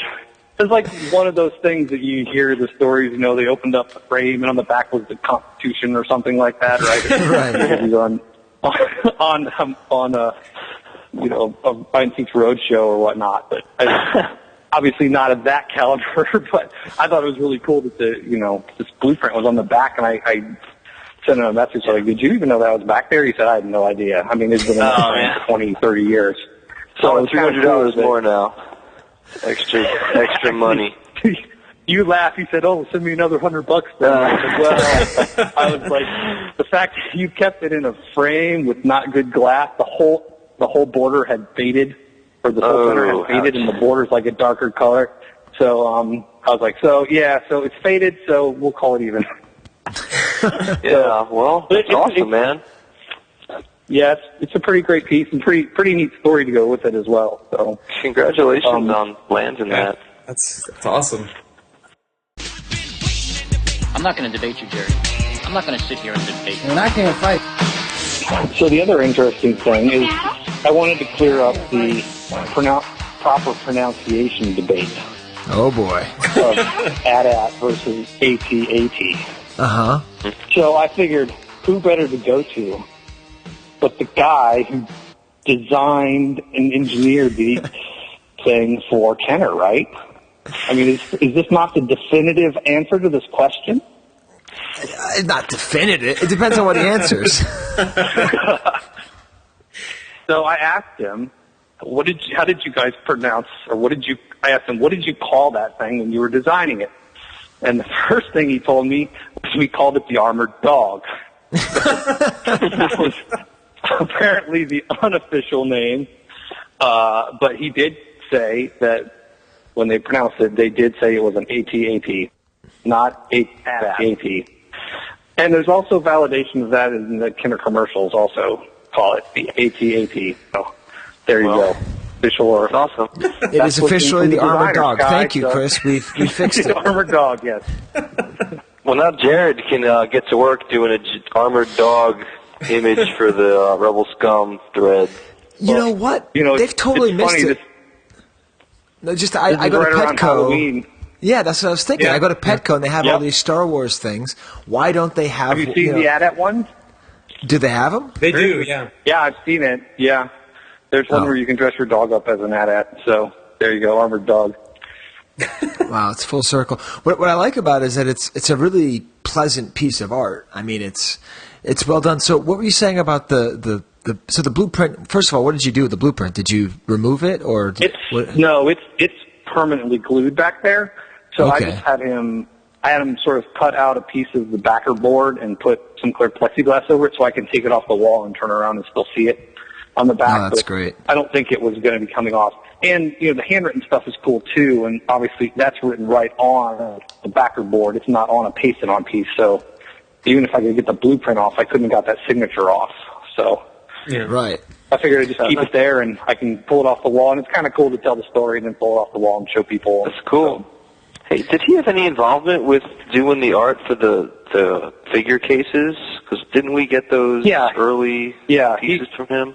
The ones for the Yoda case, the square Yoda case with Yoda, I think he's in the upper left-hand corner. Mm-hmm. So he did all the artwork for that, and we got from him a bunch of pieces that showed I think they were all photostats. I don't think it was the originals that showed the various I have two early ones, like a sketch, and then one that's more of a marker drawing. And they're both I think there's 4 or 5 different interesting progressions through that case that he had images of his artwork as he moved through it. And a couple of the early ones are quite different than the final case. Yeah, no, they're definitely really cool. Now, one thing I'm finding interesting is that the same guy who would do a drawing like this and would do the paintings for a case would also be painting the hard copies. I always kind of assumed that the sculptors themselves would paint their own hard copies. Is this standard that you'd have other artists? Because this isn't, Iggy wouldn't have actually, did he make the hard copy of IG-88 or did he just paint it? Do we know? No, I don't think he actually was pouring the resin into the mold. No, I think basically he wasn't the sculptor either, though, right? Or was he the sculptor? No, he wasn't a sculptor. No, so I think what generally would happen is the sculpting department would make the sculpts. Those sculpts would be sent to either the model shop inside Kenner or to Woodchuck's place a lot of times, because we know Woodchuck did a lot of those. Right. They would make up multiple hard copies. Those would get sent back to the design and engineering department. And at that point, the designers would sort of take over and, work on the detailing, doing drawings if they needed drawings, painting up the figures, making sure they got to the factory, the tooling masters got to the factory. I think that would all be done by the designers and the engineers. Right. Huh. That's really cool. That's a nice. And the cool thing about CJ's piece is that that's probably the first real 100% representation of what the AT-AT would look like for presentation purposes, so that's pretty cool. And it really looks like the toy, too. You look at the details. I mean, it really looks, it doesn't look like the thing in the movie. It looks like the toy. Yeah, like I said, really he took the blueprint and he painted over the blueprint. So it was actually the blueprint used to make the toy. The toy blueprints is what he used. And, I've got a 8.5 by 11 side view blueprint that I got from him way back in '98 or so. That's the exact same image. Right. Now, does CJ, is the AT-AT portion cut out of a separate piece of paper and glued onto the background? Yeah, the AT-AT portion is separate. It's cut out right around the perimeter. Yeah. But a lot of that conceptual stuff was like that. And, even the production piece that I have is made up of different elements, so it's cutouts pasted onto a background, which is kind of a standard, I guess. Right, so this goes kind of well with what I was going to propose for the Nugget before I knew about CJ's thing, which is from Ron's collection, the original art of the Hoth Ice Planet Adventure Set, going back to cheap cardboard play sets. So that hangs, that's public, right, Ron? You show that to people, right? Yeah, it's on the archive if people want to see it. So it's pretty cool because it's the whole AT-AT Hoth Ice Planet set, but without the cardboard bits. So it's just these kind of legs in the middle of nowhere being attacked by the snow speeders. The parts that are three-dimensional that stick out were done as separate elements. So, and this is the background part, which has the legs, the neck of the AT-AT, and then all the stuff going on, like the rebel soldiers and the snow speeders and stuff in the background. Right. It feels like it goes kind of nicely. These things go together. It's nice, Steve. I realize, we don't really have time to talk, or we haven't really talked about vehicles that much, except kind of haphazardly. Yeah. We never talked about the X-Wing. We could have done that with Luke X-Wing. I guess we can come back with the B-Wing pilot and talk about the X-Wing then or something. Just to bounce off the whole, what CJ mentioned about the cost of the AT-AT, or the AT-AT, I should say. Why did I laugh? It's official. You got me. I swear. Cost of the armored dog. Let's get it right. The armored dog. The armored dog. The AD, the armored dog. But remember that it's interesting because that was an '82 product, which means Empire had been out of the theaters for a couple of years, although it was re-released, right? But then they're releasing that in sort of a down period before Jedi came out. And it's a huge expense, and I would not be surprised if the reason the AT-AT is featured in that little bit in Return of the Jedi was because Kenner asked Lucasfilm to stick it in there so they could keep selling the toy. Because there's that famous shot of the AT-AT that you see for 3 seconds. Right. Walking beside the platform, and I bet that was a concession to Kenner because they had invested so much in that toy. Wow, we actually discussed this before you got on, Ron. We did, yeah. And I was saying, is it an AT-AT driver driving that then? I mean, you don't see it. It seems so out of place in Endor. Yeah, it's a cool moment because you don't expect to see it, but I would be surprised if Kenner didn't have a role in getting that thing in the movie for a few seconds. That's pretty bold. Well, I mean, by that point, they had a pretty close relationship with Lucasfilm, so. Right. Well, good. So then I have to basically mix together vocab, nugget, story time, and then the new thing, Serendipitous Crumb. What is it? No, Bib Fortuitous. Bib Fortuitous. Bib Fortuitous. It's going to be quite a drop to combine all those together, Sky. It will be. I'll just blanket it with Bib Fortuitous starring Serendipitous Crumb. I think that's... Bib Fortuitous story time. A jobber, no bother. My experience, there's no such thing as... Lucky. No such thing as... Lucky. Bib Fortuitous and Serendipitous Crumb. It's a different kind of story time. That sounds pretty good. Now, what else do you have for us, CJ? Because I know there's even more to your visit today. Well, yeah. So last time I was on, I remember we were talking about the names that some of the sculptors put into some of the toys. And we talked about Emily was written into Dagobah. And I discussed one toy that we had met the designer on, and I was trying to remember what toy it was, and I couldn't remember. And I was like, yeah, he described his name, and it was like in an area of technical-looking stuff and blocky geometric things. So I finally figured out what that was. So I figured if I'm going to be back on, I should put that out there. Okay. So, Sky, you'll be happy. It is the Chewbacca bandolier strap.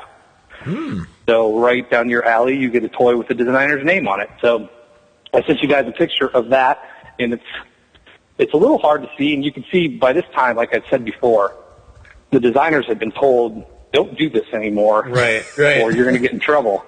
So you can see how well the one in the bandolier strap is hidden. If it wasn't circled there in that image, it'd be really hard to pick it out.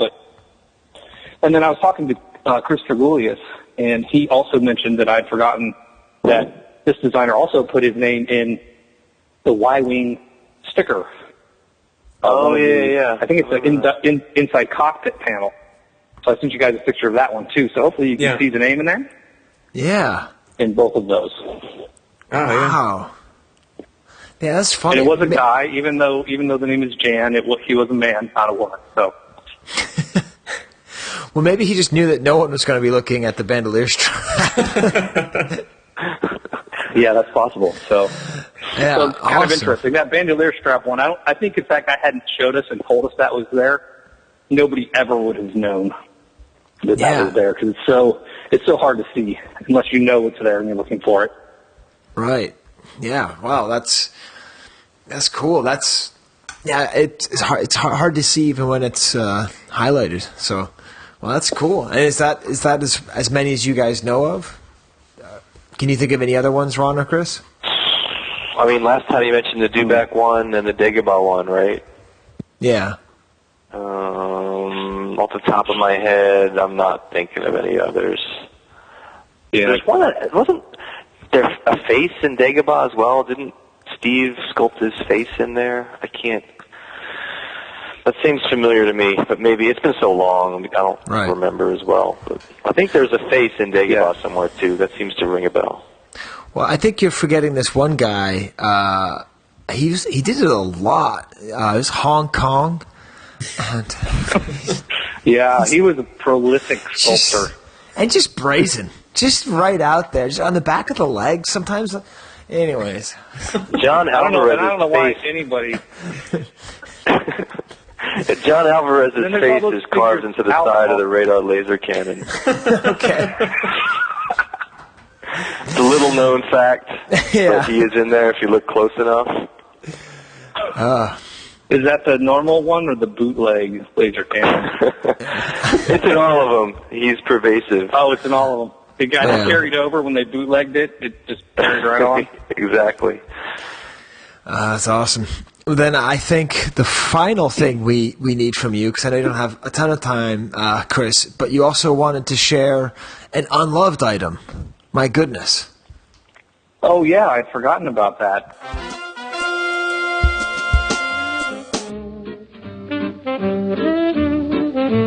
You don't hate, only the unloved hate. The unloved and the unnatural. The unloved and the unnatural.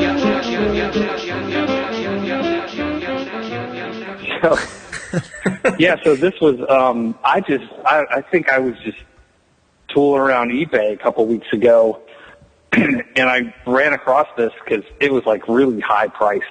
So I think I was just doing some search for like, high priced Star Wars stuff, and I'm like, I don't remember ever seeing this before.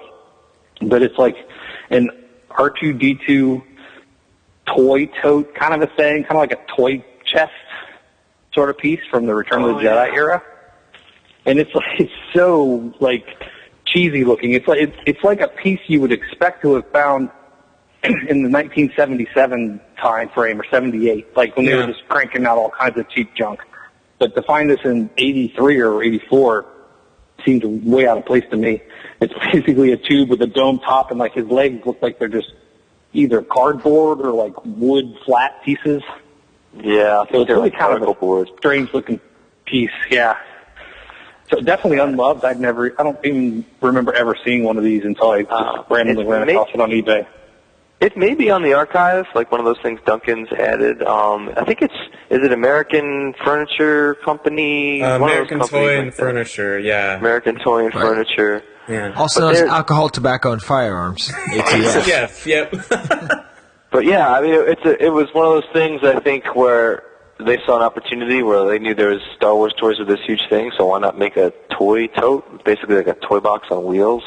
But it's giant size. It's like really big. It's almost life size for R2-D2. You see the and it comes in two different big, boxes. So, I mean, there's a line art box and then there's a photographic box. Right. Yeah, so you have two variations of that you can go for. Yeah. I know there's one on eBay now, like one of the photo ones. Yeah, I'm looking at that one right now. Yeah, and wasn't it like a couple grand or something they were asking for that? It could be. I don't know. It was a lot. I remember this that. one right now is a lot. Like $680. That's the starting price. I think the one you had shown us, CJ, was even higher than that. It was over. Yeah, I was thinking it was a couple thousand. Yeah, which seems crazy to me, but yeah, this is the photographic box one is pretty tough. I don't think it's super rare either, but you don't see them all that often in nice condition. Well, you could buy it right now for $888. So it's going to get the bump from the Chive Cast. What I would actually like to do right now is do a little bit of advertising for the R2-D2 Toy Toter in the voice of the commercial. So if you guys are ready now, here will come.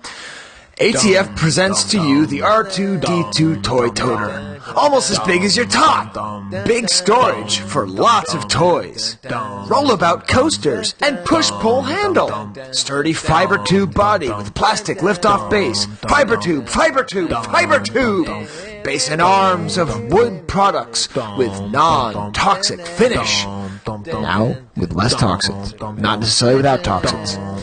Size 17.5 diameter and 28 inches high. Brought to you by ATF, American Toys and Furniture, Alcohol, Tobacco, and Firearms, R2-D2 Toy Toter. Sounds almost as good as the Mortarheads commercial.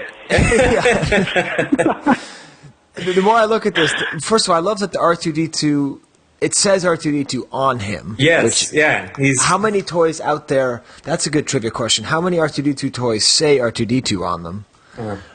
The font is not accurate to Star Wars font. It has the shine, but clearly ATF had no access to Lucasfilm or Kenner. It doesn't. It appears to open in chunks, and the kid on the box looks horrified. He does look if really. You look at this kid. Yeah. He looks like he's just opened it up and found, like, his sister's body in the case. There's like a drunk Kenny Baker in there. Yeah, that's true. Is there any other kind? Now I'm having flashbacks to that 1997 convention, Ron. Oh, God. Yeah. Okay, let's hear about that. So, I'll let CJ go with that. Okay, so the second that we mentioned that Kenny Baker maybe enjoys to tipple a bit at the toot of tequila and tapenade, the phone cut out. So apparently there's some story about a convention in 1997, CJ, that you would like to regale us with? Oh, I wasn't sure if you caught that before I dropped or not. Yeah. So, yeah, you were there, right, Ron? I was indeed there. Yeah, I thought you were.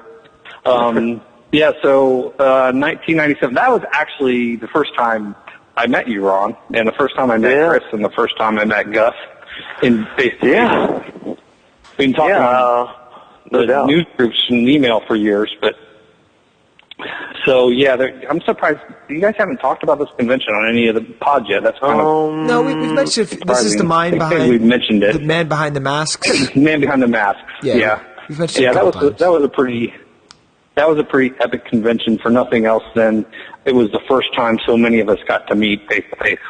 Right.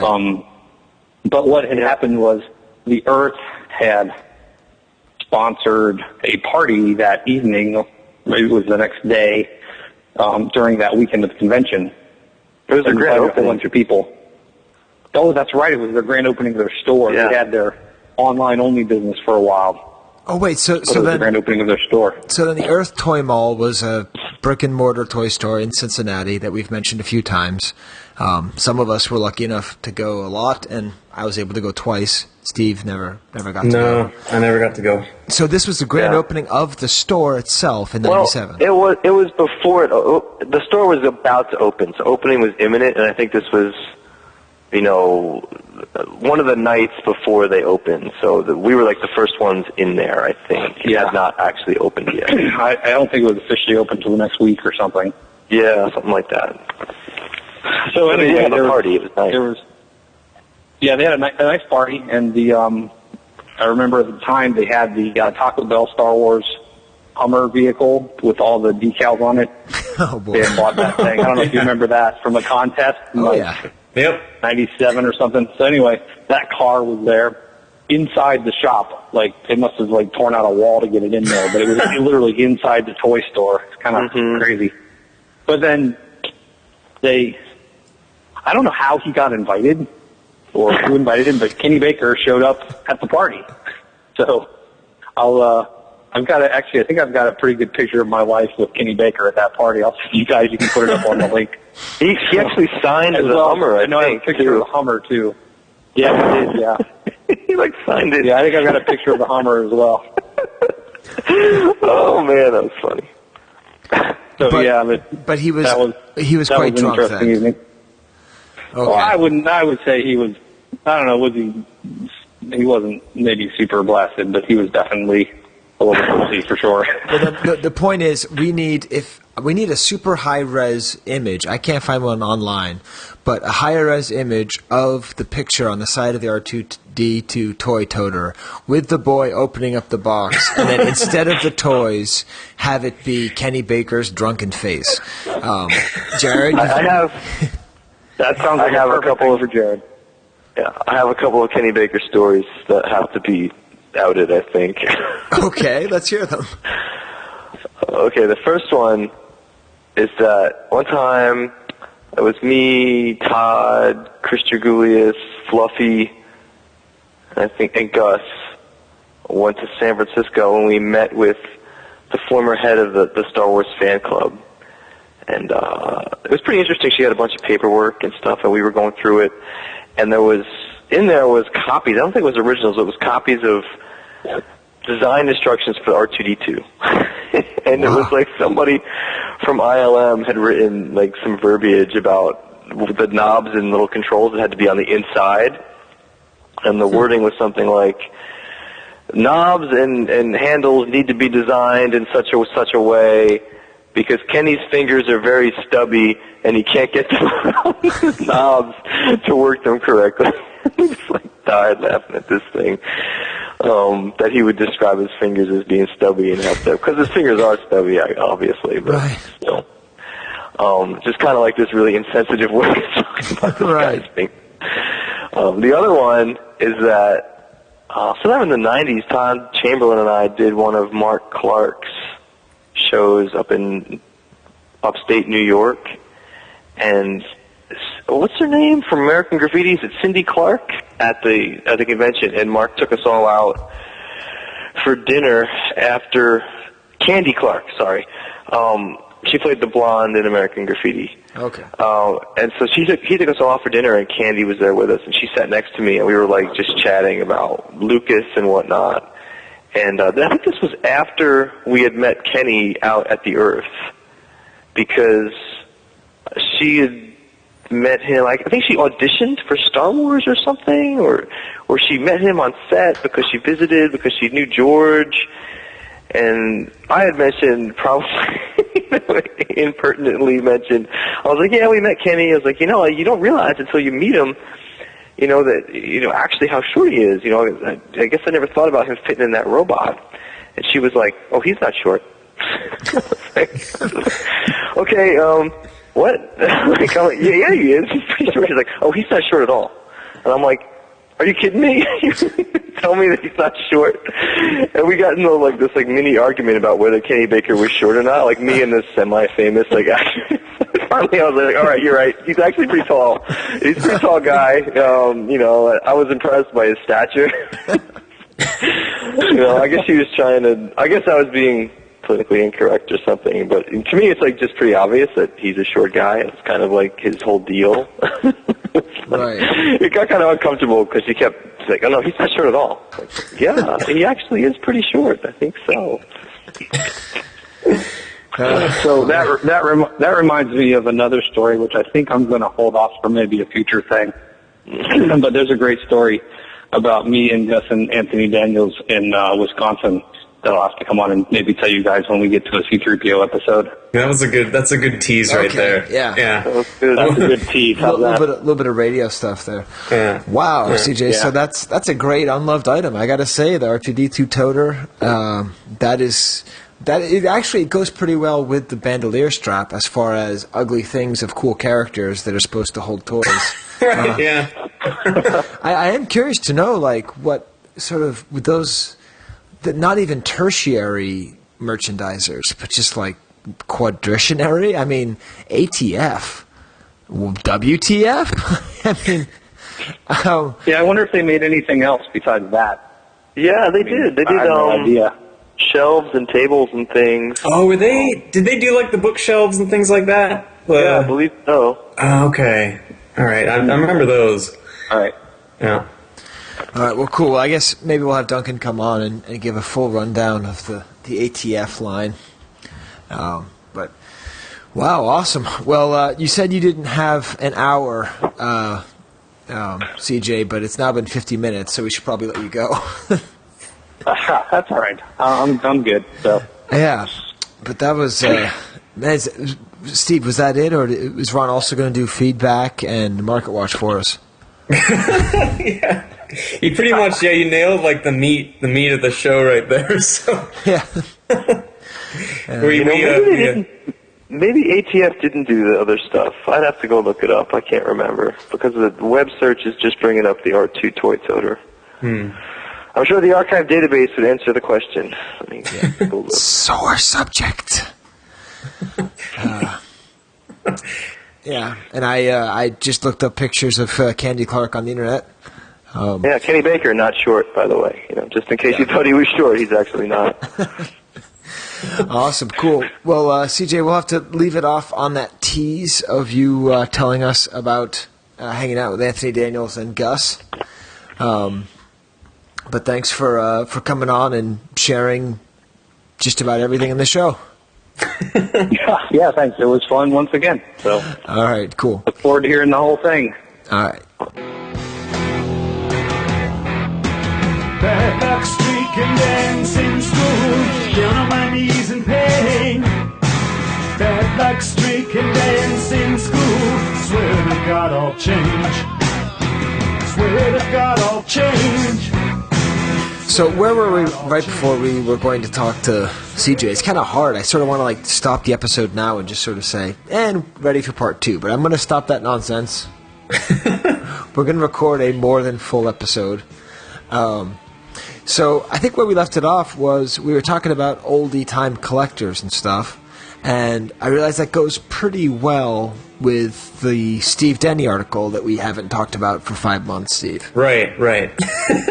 It's funny. I found this old yellow pad note that I'd written after I read that article, to try and prepare for the show whenever we talked about it, and I'm having trouble making sense of it now.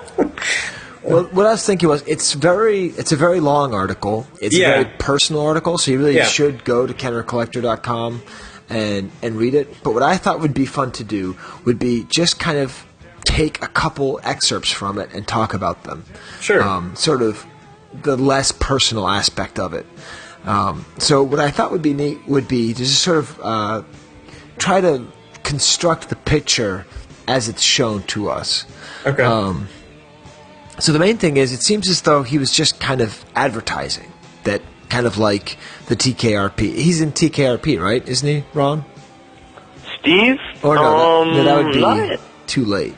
Not in the ones I saw. I think that was before he got into it. Right. He was more in the, 85 on, I want to say, and really, I think he got into advertising the stuff he had in the 90s. Right. Well, in the article, it has his little newsletter he put out, the Steve's Odyssey sales. And so he just kind of describes this initial find from a Kenner employee who basically, he describes that he was working at a post office, and then if something came to Kenner and it was marked fragile or something, he would just write down the name of the person, and then he'd contact that person and ask them if they had Star Wars stuff, which is pretty darn ingenious. I think people at the post office, they have a pretty good lead there. I don't know, Steve. We could talk to one of your friends about that sometime. All day, all night, you feel my heat. Feel my heat. Yeah. But I've actually been thinking a lot about Brock because I guess that new Prince album is really good. I've just heard it in passing. But anyway, so what I thought we could do is we could just kind of look at these two pieces of paper. So the first piece of paper is the proof card count. Now, I sent you guys this. I mean, you've seen it before. Yeah. Mm-hmm. But it's from May 1988. Mm-hmm. And it's just a count of all of the proof cards that Steve Denny found. Or that he purchased. Mm-hmm. So I'm just trying to picture. I mean, how many? I didn't have an idea of the number. So he totals 2,110. Of that, 600 are Revenge, 600 are Empire, 330 are Power of the Force, 480 are Return of the Jedi, and 100 are Star Wars. Yeah. So I think that's pretty fascinating to think that Empire proofs are as plentiful as Revenge proofs. I never would have thought that. Yeah. Yeah. So it's cool just to get an idea of what he saw in '88. I mean, there's a bunch of whole other stuff too, like artwork and sketches and just stuff I can't even really process. But then there's this additional sheet where it's his sale list of what he's selling, and it says to preferred collectors only. And what I love is his description of these proof cards. This is what he says. Blister cards from the 3 Star Wars movies. These are plain photo blister cards, no bubble or toy attached. Almost perfect in condition. No folds, marks, or tears. Mint. Very different, great for framing. So that's the main way. And then he doesn't refer to them as offers. He refers to them as ads. Ads, yeah. So he says, for Revenge of the Jedi, Nien Num ad printed over lower right on photo on all cards. And Empire Strikes Back, most cards are full photos. Some have ads printed. And there's no differentiation as to what the backs are or what they are. No. I mean, I don't think, even when I was buying it from him, I don't know if he ever really talked about the backs. It was mostly Empire this or Return of the Jedi that. And you got it and figured out what the back was at that point. Right. And I'm trying to figure out what the actual sales, how it works. So he sort of has 56 different, and then $56? I don't understand what that means, like Return of the Jedi. So does that mean he sold all of them for $56? It looks like he needs 56 different cards for $56. So it'd be $1 a proof card. I think so. Ooh. Yeah. I mean, I think that's pretty much what he's saying. Yeah. Yeah, well, I guess because he's calling them blister cards and really not. Yeah, Bob because Delalio got 46 Power of the Force proof cards for $69. Yep. Yeah. Pretty good deal. But then Yak Face not in these sets. And then also Star Wars cards were not available. So I guess he must have sold all the Star Wars cards. Or because he recognized that there's only 100 of them, yeah, the other ones are more valuable, he just held on to those. I seem to remember him holding those for longer, the Star Wars ones. You know, but remember, he still had quantity on this stuff in the 2000s. So Right. I mean, this was years and years he had these things. So it sounds crazy he'd be selling them for $1 a card, but at the time, I mean, he had so many of them, you know. And really, what's an unused card worth? Now everyone regards those things as, you know, worth a mint. But back then, it was just like a novelty almost, you know, like. So I'm sure he got them for way cheaper. So that was probably, hey, I can sell $1 a piece. He's probably cleared whatever his investment was pretty quick just doing that. Right. Yeah. So just the idea that there were 2,110 out there, and I wonder. I mean, I guess that now that we have a concept of what was actually found, what percentage of all existing proofs came from that versus the ones that came from Nyheisel? I mean, it almost feels as though we could start to have an idea of how many proof cards are out there in general. Yeah, so I think that should be kind of our introduction to the article. I think we should go further into it later, but really just these two images, I think that's the kind of most data-driven way to start. What do you think, Steve? Is that a good? Should we I think talk that works. about it? Yeah, no, I think just doing it in chunks like this could be good. Yeah, right. And again, go to kennercollector.com to find the rest of the article and to jump ahead. Yeah, $50 a set of 48 revenge cards. Right. Yeah, that was one of the notes I had written down. Whoa. Yeah. Yeah. But I just wonder why would it sometimes be? Look, why would he sell sometimes 56 different Return of the Jedi cards, and why would he sometimes sell 49 different? I don't get that. And then, Steve is a mysterious man. I'm sure there's probably some reason that we're just not thinking of.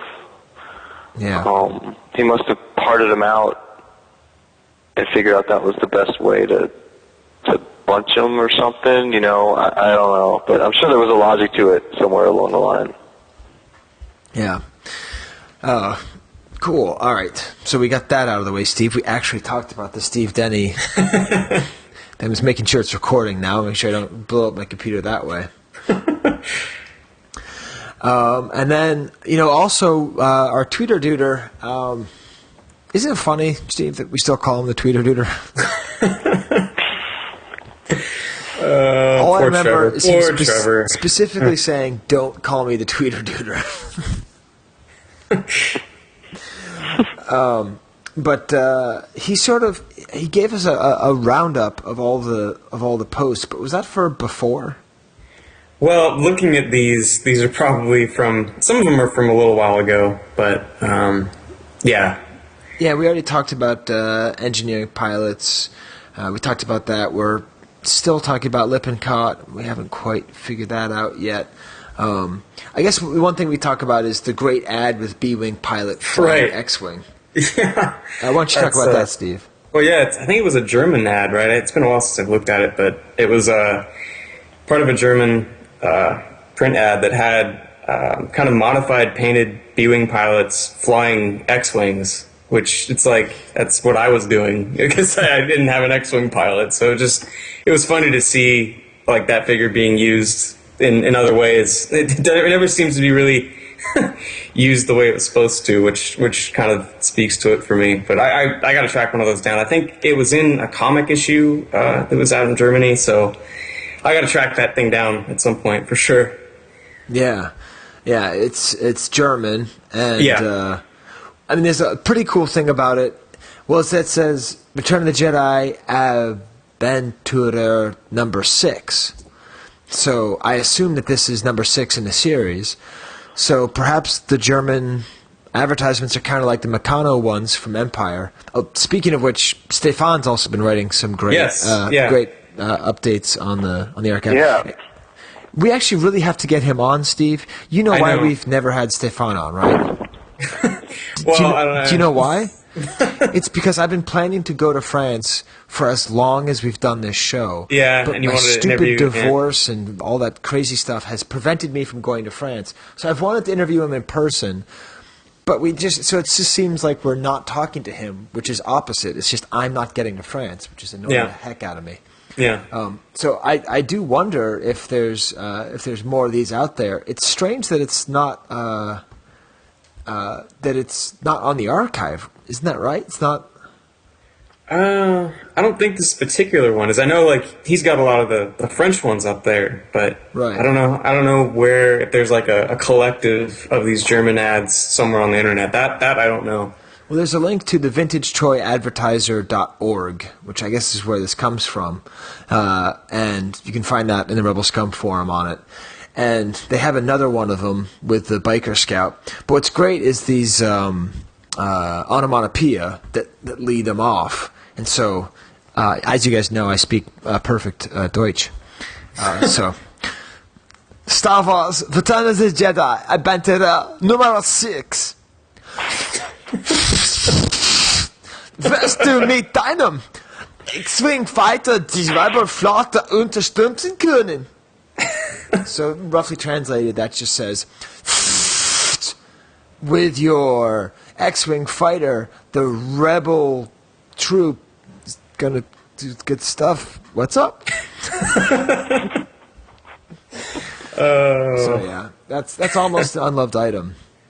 Yeah, it's awesome. I love it. Yeah. So in the event that you know more about this, please send it chivecast@gmail.com. Had you seen these, Steve? I mean, Ron? What's that? Had you seen these, Ron? I saw it on Rebel Scum. I think it's the B-Wing pilot's greatest moment. I think he's getting a little bit too big for his britches there. I know. Thinking he could fly that X-Wing. I know. Like 5 minutes later, he crashed. It's too far down the alphabet, guys. I've got no approach vector. I'm not set. Ah! The cockpit doesn't rotate on this one. Oh, so lame. Okay. I think that's the R2D2 toy toter behind him there, packed inside the X-Wing. Yeah, it's true. It's not even the real R2D2. No. They couldn't give him one. He's just B-Wing pilot's gonna reach back and pull out his toys from the top of that thing any second now. Or his beer, or something. And they're like, Neo, we're not here to play with toys. We're trying to defeat the Empire. I like that I like Neil as the B-Wing pilot's name. Neil's totally his name. Yeah. So I was going to go with Brahe or Steve. Well, I haven't actually done a live read in a while. So, guys, have you ever noticed that it's hard to get a loan? Well, there are companies out there that'll give you a loan and will just totally steal your money. So don't listen to podcasts and, get loans and stuff from people. And also another thing, if you need a lawyer, get a lawyer. Don't go to some stupid website that just takes your money to give you a form. You might as well go to a lawyer. I suggest Tommy Garvey Esquire. So that's my live read of the month. Forget drunk Kenny Baker. We're talking about drunk Sky Payne at this point. Hey man, I'm not drunk. I'm drinking water. Well, it's funny because one of the upsides of the downside of being divorced is I only record the show when no one else is in the house. So I'm in the living room. You're not naked, are you?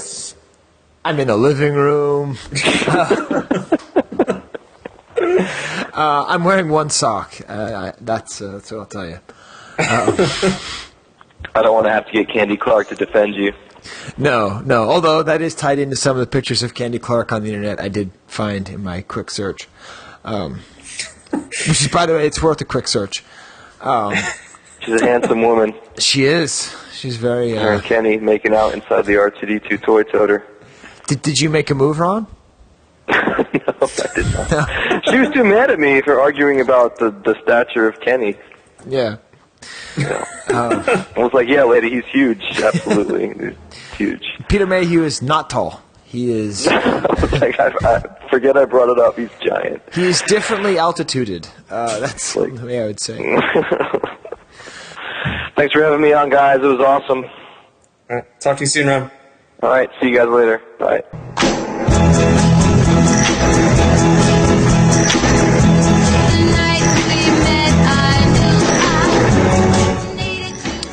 Well, first there were 4, then there were 3, now there are 2.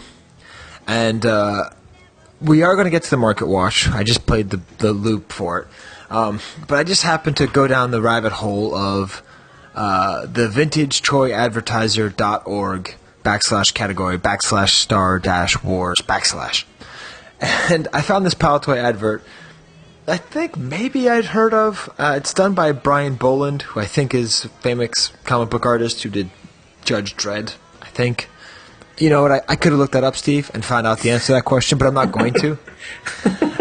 So I think Steve and I should reenact this, and I will be doing the narrator and the voice of C-3PO. And, all right.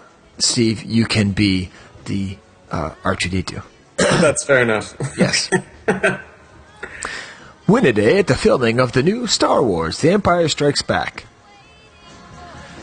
Galactic greetings, Earth readers. R2 and I are here to tell you about exciting prizes to be won at the Great Palatoy Droid Competition.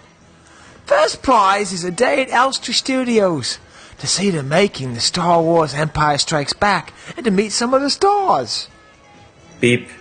It'll be a day to remember for 6 lucky winners. Oh my! All this excitement is making my circuit overload. Beep. Don't you call me a namby-pamby, R2. Beep. All you do is design and draw a droid and give it a name. I understand Earth people refer to we droids as robots. For runners-up, 12-second prizes of Palatoy laser rifle and laser blaster pistol, and 24 third-place prizes of Palatoy die-cast vehicles, X-Wing, TIE Fighter, and Land Speeder. Complete the coupon and send it in with your drawings to the receipt for any Palatoy Star Wars product. You have brought the address below. Lots of Star Wars models to choose from, including some new faces like Emma Ed and Grain Grado. Nicely done there. Yes. I kept it consistent. Yeah, I tried to as well, you know. Yeah. Well, it was clear that you were from Stoke-on-Trent and I was from Manchester. Like, they're really close, but like we were able to get the sort of the dynamic between the difference. The range. Yeah. The range is how specific we were. But first of all, R2-D2 calling C-3PO namby-pamby. Yeah, that's the closest you've ever heard to an actual homophobic slur in Star Wars. Yeah. But it's balanced out by C-3PO holding up a laser blaster toy. Yeah, that's like not just a simple blaster. That thing is like an assault rifle. Yeah, and then a whole bunch of Star Wars toys in his other hands. Oh, that image is great. That's perfect. And then this is the kind of thing I would like to do with the archive, with all the time that I don't have and probably won't do stuff, is how many times is Greedo referred to as Green Greedo? Right, yeah. Where is he referred to that? So we'll probably come back to this site in the future. I hope so, yeah. Now that I've looked into it, because this is really a pretty good website. Cool. So let's talk about the Market Watch, Steve. Okay.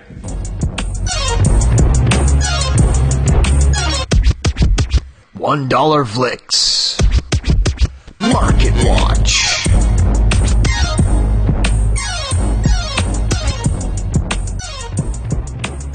Brisbane. Mike, as always, comes through with a ton. It's crazy. There were actually a lot of armored dog driver sales this month, recently anyway. The first one he leads off with, usually kind of goes chronologically, but he wanted to get this right off the bat. It was one of those Australian release Power of the Force carded figures. It was AFA 80. It sold for $2,200. That's, I mean, as far as rare Power of the Force, that's pretty much it. Yeah, that's more rare than Yak Face, right? Well, I mean, it's hard as far as just the regular thing. Yeah, I think so. Because you had those 3 Australian only, and then the Yak Face they did put on the card, but it was that had the other language on there. So no, but it has the Warwick coin on it, which is interesting. $2,200 for the rarest of those guys. That actually sounds like a fair deal. Yeah, it's funny when you think of some of the crazy prices we've seen on stuff lately. I wasn't like freaked out when I saw it. It's cool to see one sell. Let's see. Do you want to go back down to earth a little bit?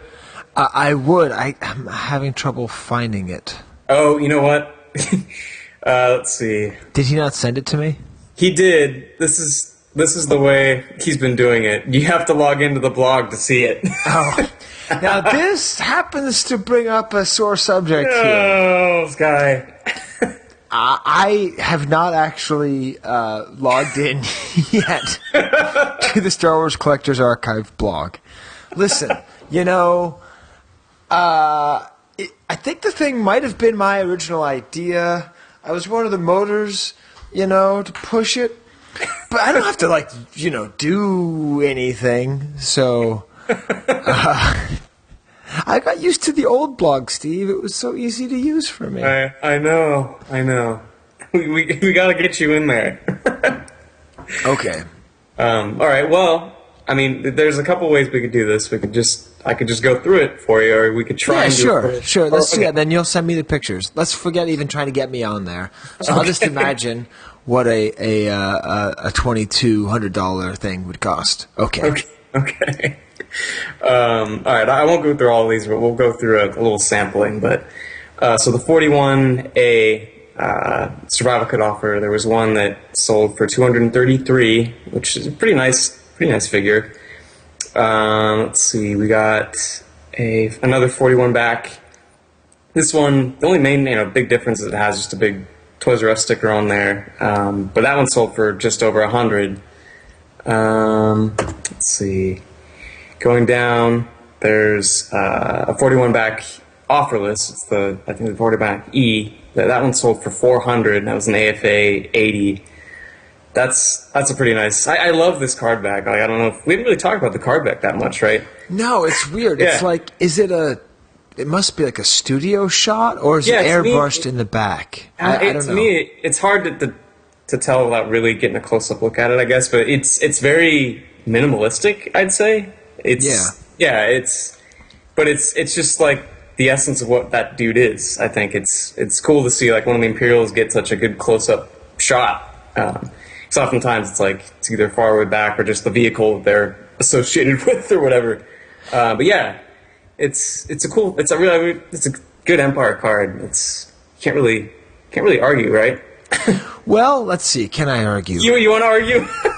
Well, I know I remember seeing the original photo art, and it's just kind of funny seeing it's kind of like airbrushed. It seems like it's more airbrushed than you'd think. Yeah. And I guess you can't really complain. It's kind of boring. Yeah. But it's like the opposite of the Luke Hoth. Right. I mean, of the Han Hoth. The Han Hoth should be so cool, but it's so like fuzzy and kind of hard to see. Wow, we're really... Hey, CJ, thanks for coming on and providing all the content for the show. Let's criticize your focus. But I mean, just in terms of like the blurriness and the lack of clarity, this is almost too clear. Like, this is what he looks like. There's no background to confuse you. A screen test or like costume test image or something. Right. Yeah. And what's the deal with all the hoses? Right. He's got to stay warm, right? No, I thought that was for space, right? Because wasn't the whole thing that Macquarie invented the whole idea of Vader having a breathing apparatus was Macquarie's idea because he thought they would need to be safe from space. Right, right. Because stormtroopers don't have tubes. No. Snowtroopers don't have tubes. Biker Scouts don't have tubes. TIE pilots do have tubes. So does that mean that we're supposed to imagine that this guy goes into some kind of a tube? Oh, no. Stop recording again, Steve. Oh, no. Do you know how far back? Oh, wait. No, it's recording again. So, which brings me to my favorite Simpsons line of all time. What is this, some kind of a tube?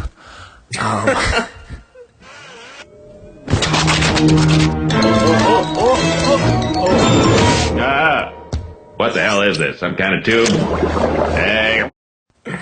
Yeah, so maybe he was designed for interspatial stuff, or why does he have the tube? I feel like the tubes aren't as like pronounced as a TIE pilot, but I'm just going on like memory here. I'm not looking at them side by side, but I don't know.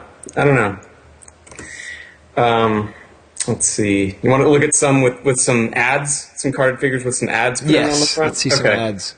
All right, so the 45 back, that's the display offer, display arena offer. There was one that was an AFA 80 that sold for 175. Up next, there was a 47 back for LOM.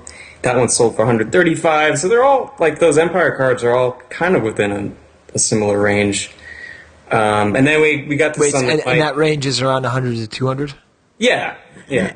And so then we get to some that might pique your interest a little bit. A couple of 48Bs. Ooh. Yeah, there was one that sold. It was a best offer accepted, so somewhere probably around $300. The original listing price was $350. So that was a nice one. There was another one that sold a little more affordable. That was it was $67, and it's not the greatest looking 48B, but there you go. It's got the sticker right over that poor driver's face. It's completely covering him. Whereas the nicer one, actually, whoever applied the sticker, they kind of put it up in the upper right corner by the Empire logo, so you can totally see the character. That thing is pretty sweet. Yeah. Yeah, see, I don't think I would pay $300. Yeah, see, I thought the second one might be more to your liking at $67. That's where I perhaps should have been scouring eBay a little bit closer, or where people should be saying, "Hey, I should contact the king of the 47Bs and see what he thinks." Because I'm sitting on my empire of one figure. Yes, how's your capacitance? It's growing, right? Is it? How is it? It's going well. I've got a couple things on the way. Once I get them, I'll maybe do a little group limelight or something. I haven't done anything like that in a long time, thinking about it. But it's going well. I'm trying to get any weird stuff from other countries is my main target right now. Right. So I think I've got a weird VHS tape of the Ewok adventure from Greece. So stuff like that that's really obscure and different artwork on the box is kind of what I'm looking for. But yeah, it's going. It is still a thing.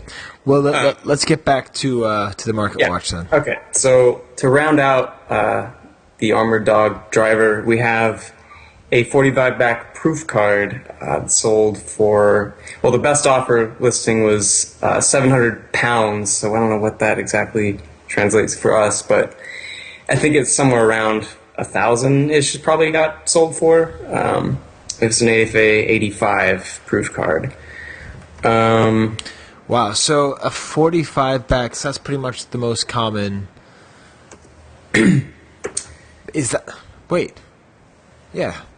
That's probably the most common AT-AT driver proof, besides the Revenge are probably just as rare. If we're to take the numbers from Steve Denny... Right. That there's 600 of each that were found in those finds. You just kind of imagine that's the most common proofs. Yep. So it's like, probably around 1,000. Hey, here's something for for proof card market watchers. Is the relative scarcity of Jedi proofs compared to Empire proofs reflected in price? That's a question to look up. That's what you're getting at. Let's see, we got a couple more. This is obviously like an army builder figure for people that do that. There's one it was like a 31 lot. A lot of 31 of these guys that sold for about $200. That's cool. A little army of drivers for 200. So hey, I mean, and lastly, there was a cool bootleg item. There was some other bootlegs I meant to talk about earlier. We just didn't get to it, but we'll get to something here. It's a Mexican 3-pack. Have you seen those where it has like the Macquarie image of Jabba's palace kind of stapled at the top of a bag with some really crazy Mexican bootlegs? Have you seen any of those, guys? It sounds familiar, okay. But I don't know if I have it. I'm sort of tippy-tapping into my computer, seeing if I can find it with Mexican 3-pack Star Wars Jabba. I'll type in bootleg. While you're doing that, there was one that had a driver in it that sold for $36. So I think there's a couple of those with B-wing pilots out there. I haven't found one yet. Haven't really looked too hard, but I know they're out there. So they're cool. I like the idea of using the Macquarie art as like the little bag header, wherever you want to call it. And that about does it for the driver. What's up with Fantastic Pete? All right, so he's got a couple of interesting items here. The first batch are I think it's a trio of Uzai carded figures that recently sold. And these always get people's attention. The first one was the infamous Blue Stars. It was an AFA 40. And is that the... Because that was at one point the only graded bootleg was an Uzai Blue Stars AFA 40. I wonder if it's the same one. Oh, maybe. I'm not sure. This one, I mean, the bubble is pretty thrashed, but being what it is, it's a high profile character and item, so it sold for $5,100 with 30 bids. And the same seller actually had two others. Hey, it's from Vero Beach, Florida, Dodgertown. Interesting. Oh, yeah, you going to the game tomorrow? Sorry. Hey, now. That was rough. I'm sorry. Come on. I talked about baseball. I know. After the Dodgers squeaked in with the wild card, they weren't going to get too far. Jeez, I just keep doing it. I don't want the Giants to win either, Steve, so don't worry. That's good to know. I'm obviously rooting for Aoki. And then, so the same seller had two others. The second was my favorite, which is the Imperial Gunner with his calculator. That one, it's in a bit nicer shape, AFA 75, with an unpunched card, sold for $4,500. And the bubble was intact? Believe it might have. It's more intact than the Blue Stars, that's for sure. I think. Let's see here. I'm not finding it. Hey, actually, I have a public service announcement, Steve. Okay. If you buy an Uzai figure AFA, you are an idiot. AFA is not bad. I'm not saying AFA is bad. I'm saying you're an idiot. You might as well buy a car and fill it. You might as well buy a regular car and fill it with diesel gas and then hit the accelerator. There's nothing good in your future if you buy an AFA figure, unless okay, hear me out. Okay. You go to Norcross, Georgia, and you pick the figure up, and you immediately take it out of its AFA case and protect the bubble by some method. You could use the double bubble method that I showcase on Choosing.com, Yeah. or just wrap it up in just packing peanuts. It is not a question. It is less probable. There's nothing more probable than that bubble breaking. There's no point. Do not AFA. Oh, my God, Steve. Right? Yeah, no, I mean, I'm looking at this now. It has, they put the extra little case around the bubble that it's one of those deals. Well, in that case, maybe it's okay. I retract my previous vitriol. Does it work? Does their little thingy work? Well, I mean, I think it's got to be better than than not, right? I mean, it's still, yeah. So the third was a Darth Vader, and this one sold for $4,000. This one was also in what looks to be considerably better shape than the Blue Stars, but this one has that extra acrylic on the interior as well. So yeah, I mean, it was three of those at pretty much the same time selling, which I mean, they're awesome figures. We all know that, right? But the prices seem high. Yeah, but they don't seem really out of line with what I would anticipate a News Eye going for right now. Yeah, you know what, Steve? It could just be that my sensors have been a little bit mixed up. Yeah, that maybe I just expect things to be higher now. I'm a little bit less manny. See, I don't know if I've said it yet, but I think you've used the "oh man" like throughout this show several times. What's is the power shifting here? What's going on? It could be, yeah. All right. Would you like to make some arcane point about language that no one cares about? No, see, I think okay. That's where that whole thing falls apart. So we got a couple more. There's a Kenner Cantina Adventure set that was an AFA 80. Best offer accepted somewhere below $6,500. This thing it's an awesome toy. That's for sure. But whether it needs the acrylic case, that's up for you to decide. Yeah. This is, and on that point, this is just one of those crazy. I don't know. I can't believe this, but there was, I think, the first ever that definitely I've seen. Pete mentions this.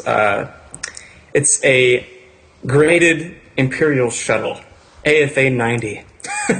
Wow. So imagine that giant toy with it's like a museum case around it. I just can't imagine shipping this thing, or just knowing how acrylic goes, it just gets scratched and messed up. Like, how could you keep this thing, like the case itself, in nice shape? I don't know. But this thing sold for just over $3,000. Wow. Yeah.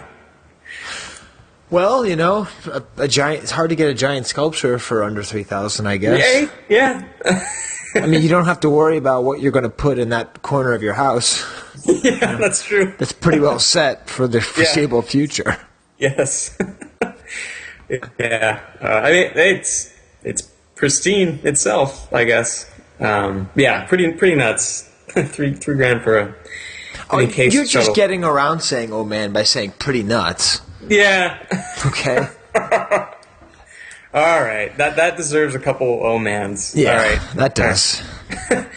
And the last bit, it's a set of the first 21 figures, graded either AFA 80 or 85. Do you want to guess? You haven't seen it yet, right? No. See, I think this would be a fun one for you to guess what the winning bid was. I'm flying completely blind here. That's fine. Yeah, that's okay. So it's a set of the first 21. Yes. What card backs? Let's see. I have to go through the list of the individual things here. Oh wait, one of them is a Palatoy Greedo. That helps. Okay, so the first 11 are 12 backs. The rest are 20 or 21 backs. All Star Wars front. All Star Wars front. The Greedo is a Palatoy. Wow. 20 back. Is that the absolute Greedo truth? So it's a 20 back Palatoy. All right, so I'm getting out my calculator on my HTC One here. All right. Okay, so you're saying 11 of them are 12 backs. Right. Okay, are any of them graded? They are all graded. Mostly AFA 80. There's a couple 85s. The R5D4 is an AFA 75. Okay. Carry the 2. Subtract. Multiply by pi. I am going to guess Drum roll. $25,000. You're not crazily off. It was $17,100. That's cheap. Well, yeah. I mean, it's you know, what does that average out per figure? Like, it's not like crazy though. It's not. Although, you know, I say that, but then in the event that you're buying a 21 back, they're not, you know, like a FET offer, I don't know, Power Droid for $900. It's not exactly getting a steal. Right. But still, it's a set of those 21. It's a nice set, that's for sure. Yeah, it's there you go. I mean, it's like a one-shot deal. You get the first 21. Yeah.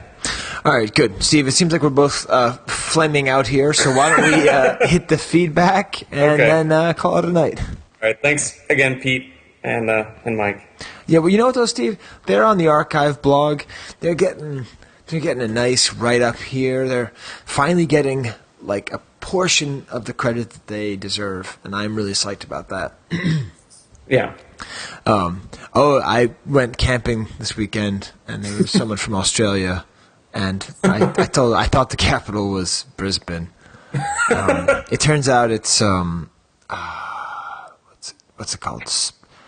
Peterbury, it's like Monmouth,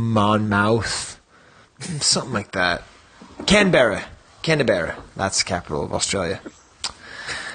Did you know that, Steve?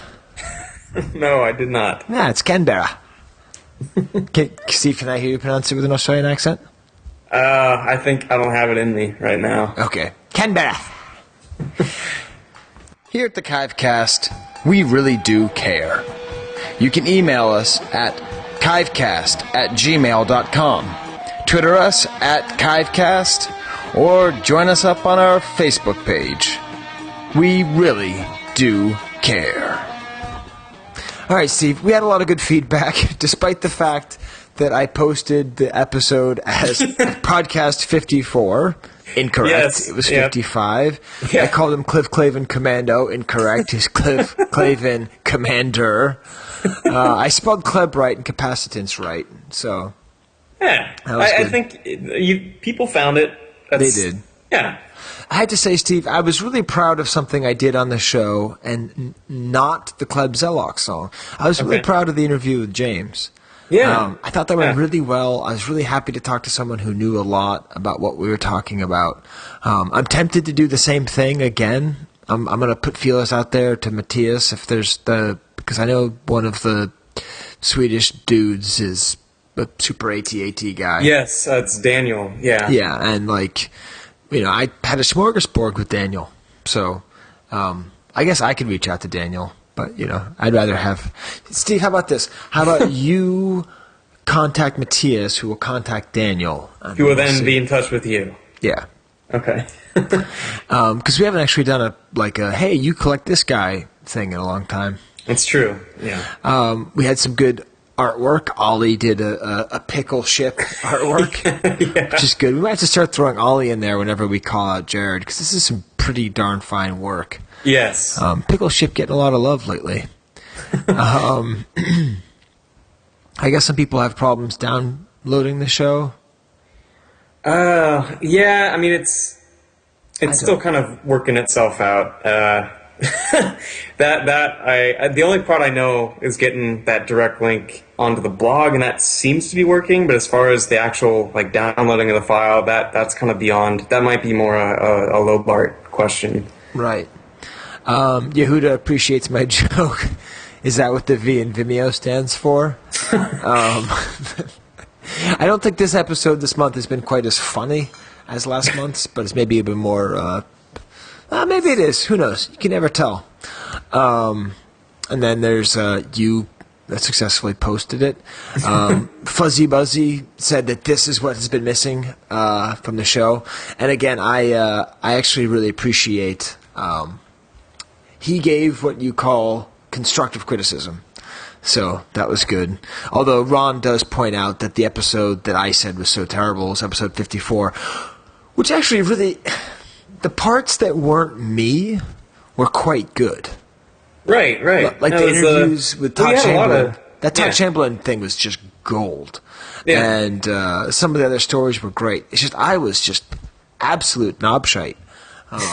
So people seem to like capacitance. Scott Bradley points out that he has some kind of crazy picture of who... There are like multiple Rebel commanders. Yeah. Yeah, multiple mustache Rebel commanders. We had a couple haikus referring to the mustache ride haiku that I did not write. We have quite a ribald audience. So Gary, who goes by Greedo Didn't Shoot, posted this mustache riding haiku, and I didn't comment on it because I wanted to just save it for the show. All my excitement for this. So here it is. This is pretty good. Okay. Ice tunnel collapse. I'll get her out on my stash. Ride, Snow Princess. So that's a very good haiku. Richard CC4HR 4HRUHHRCH Richard, who talked about how much he liked the show, although he liked other ones before. And he's still waiting for his free Star Top, which, by the way, is up in the Museum with your name and address on a piece of paper. It's all wrapped up. It's all ready to go. I just haven't sent it yet. So he said he doesn't like poetry because he calls himself a maths computer scientist. That's how they say math in England. They have the S on the end. But he gives his own haiku for the Rebel Commander. Ice frost on mustache. AT-ATs are heading my way. Quick, must dash. So there you go. Well, I don't know if I'm supposed to pronounce it the right way or the other way. Anyways, and he said he liked the song. I had a lot of interesting thoughts about the song. My favorite comment about that was that it was, quote, something else. Yeah, right. And I'm too smart to know when something is not necessarily a compliment. So I know that's not necessarily a compliment, saying that's something else. But I think people generally liked it. But I guess you guys didn't know I was such a musical person. Matthias referred to something as fantastic information, which made me quite happy. Yeah. Some information, too, about, like, some guys, I don't know if you read it on the thing, but some folks contacted us on Gmail about Laserdisc collecting. Oh, no. Yeah. Well, there you go, Steve. You can check our I got to Gmail. check the email, yeah. Let's see, I had some comments from Mike in Hothgear, who I met at a meeting. Oh, right. And so it was pretty cool. He's a big Rebel Commander fan. And then right after that, we were contacted by Adam, who was in the Hockey League. Yeah, that's right. He said he's sad not to have it. And that actually brings us... I'm trying to tie these together, Steve. Yes, just okay. reading them. It actually ties to another email we got that asked us about how to set up vintage collector clubs. Oh, so okay. I got one from someone in Omaha, Bill Harvat, and he just said he's trying to figure out any tips on getting collector club going. He also shares some pictures of his Darth Vader Focus, and cool. He's got some cool vintage stuff there. My advice, as someone who started a club, is just to do it. And it just doesn't matter who shows up. Like, do it, advertise the hell out of it, tell people, have it at your house. Like, do all the work first. Like, you can't be like, I want to do this, but, like, could it be somewhere else? Like, set it up at wherever you are in Omaha. Based on the films of Alexander Payne, Omaha's a great place. And just, hit it up. You have a Facebook page, and so that's good. Do that. And then also just put that all over Facebook. And you might get someone who will show up, and maybe they're not in Omaha, but maybe they're nearby, and they'll show up. And then they say he wants pro tips on how to organize events and what to do. The pro tip for me is just get people in a room. Try to have some people bring something to sell. and have food. And even having food is not necessarily necessary because you can go and enjoy some Omaha beef or whatever it is. Exactly, you yeah. enjoy in Omaha. Just, have a collection to look at. The collection can be anything. And then have some stuff to trade. And then everything else is all bonus. Have a copy of the movie on in the background or bring some collector books and have them spread around. And then just, talk about what's going on. So that's how I'd suggest it. What do you think, Steve? That's pretty much the gist of it. I mean, there isn't really much more to it as far as what we've done, right? It's been pretty informal, but even don't be discouraged if you don't meet for like a year, because that's happened with us. And just whenever we do, everyone's still interested into it. It's just sometimes it's just tough to get everyone in one place. So don't be worried about that part of it, I would say. Just stay in communication. Yeah, and also I guess it depends on how if you're a vintage-only club, don't expect to have a lot of people because, the New York folks that we're trying to get stuff together, the non-New York City folks, we've met ever for 3 or 4 times. And by we, I mean they. I've only made it to 2 meetings, 2 or 3. Not too bad. But, that's not usually more than 5 or 6 people. And, right. Yeah. That's just kind of how it is, But the good thing is I know those people and I enjoy those people. And any excuse on a weekend to just go hang out and talk Star Wars toys is a good excuse. Hey, that was actually kind of helpful, Steve. I hope. Well, we'll see. I hope so. So Pete Jones sent a database to Laserdiscs. So. Oh, okay. Oh, you know what? I think I might have seen this before. Yeah. And I've used it. Yeah, it's a really good resource for people. Well, he also says he has some doubles, Steve. So hey, I'm gonna have to be in touch. Yeah. Laserdisc. Do you know that reference, Steve? Laserdisc. It's not coming to mind, but so what is it? Adam Sandler's second stand-up CD. Oh, okay. Is hilarious, and he's got a character called the Excited Southerner. And he meets Mel Gibson, and he's so excited that he can't get things. He's like, so Braveheart, Laserdisc, music, and he can't express himself. And now the Excited Southerner gets to meet his favorite film actor, Mel Gibson. Mr. Gibson, I'm sorry to bother you, sir, but this gentleman is a big fan, and he just wanted to say hello. I can't believe I'm in the... Laserdisc.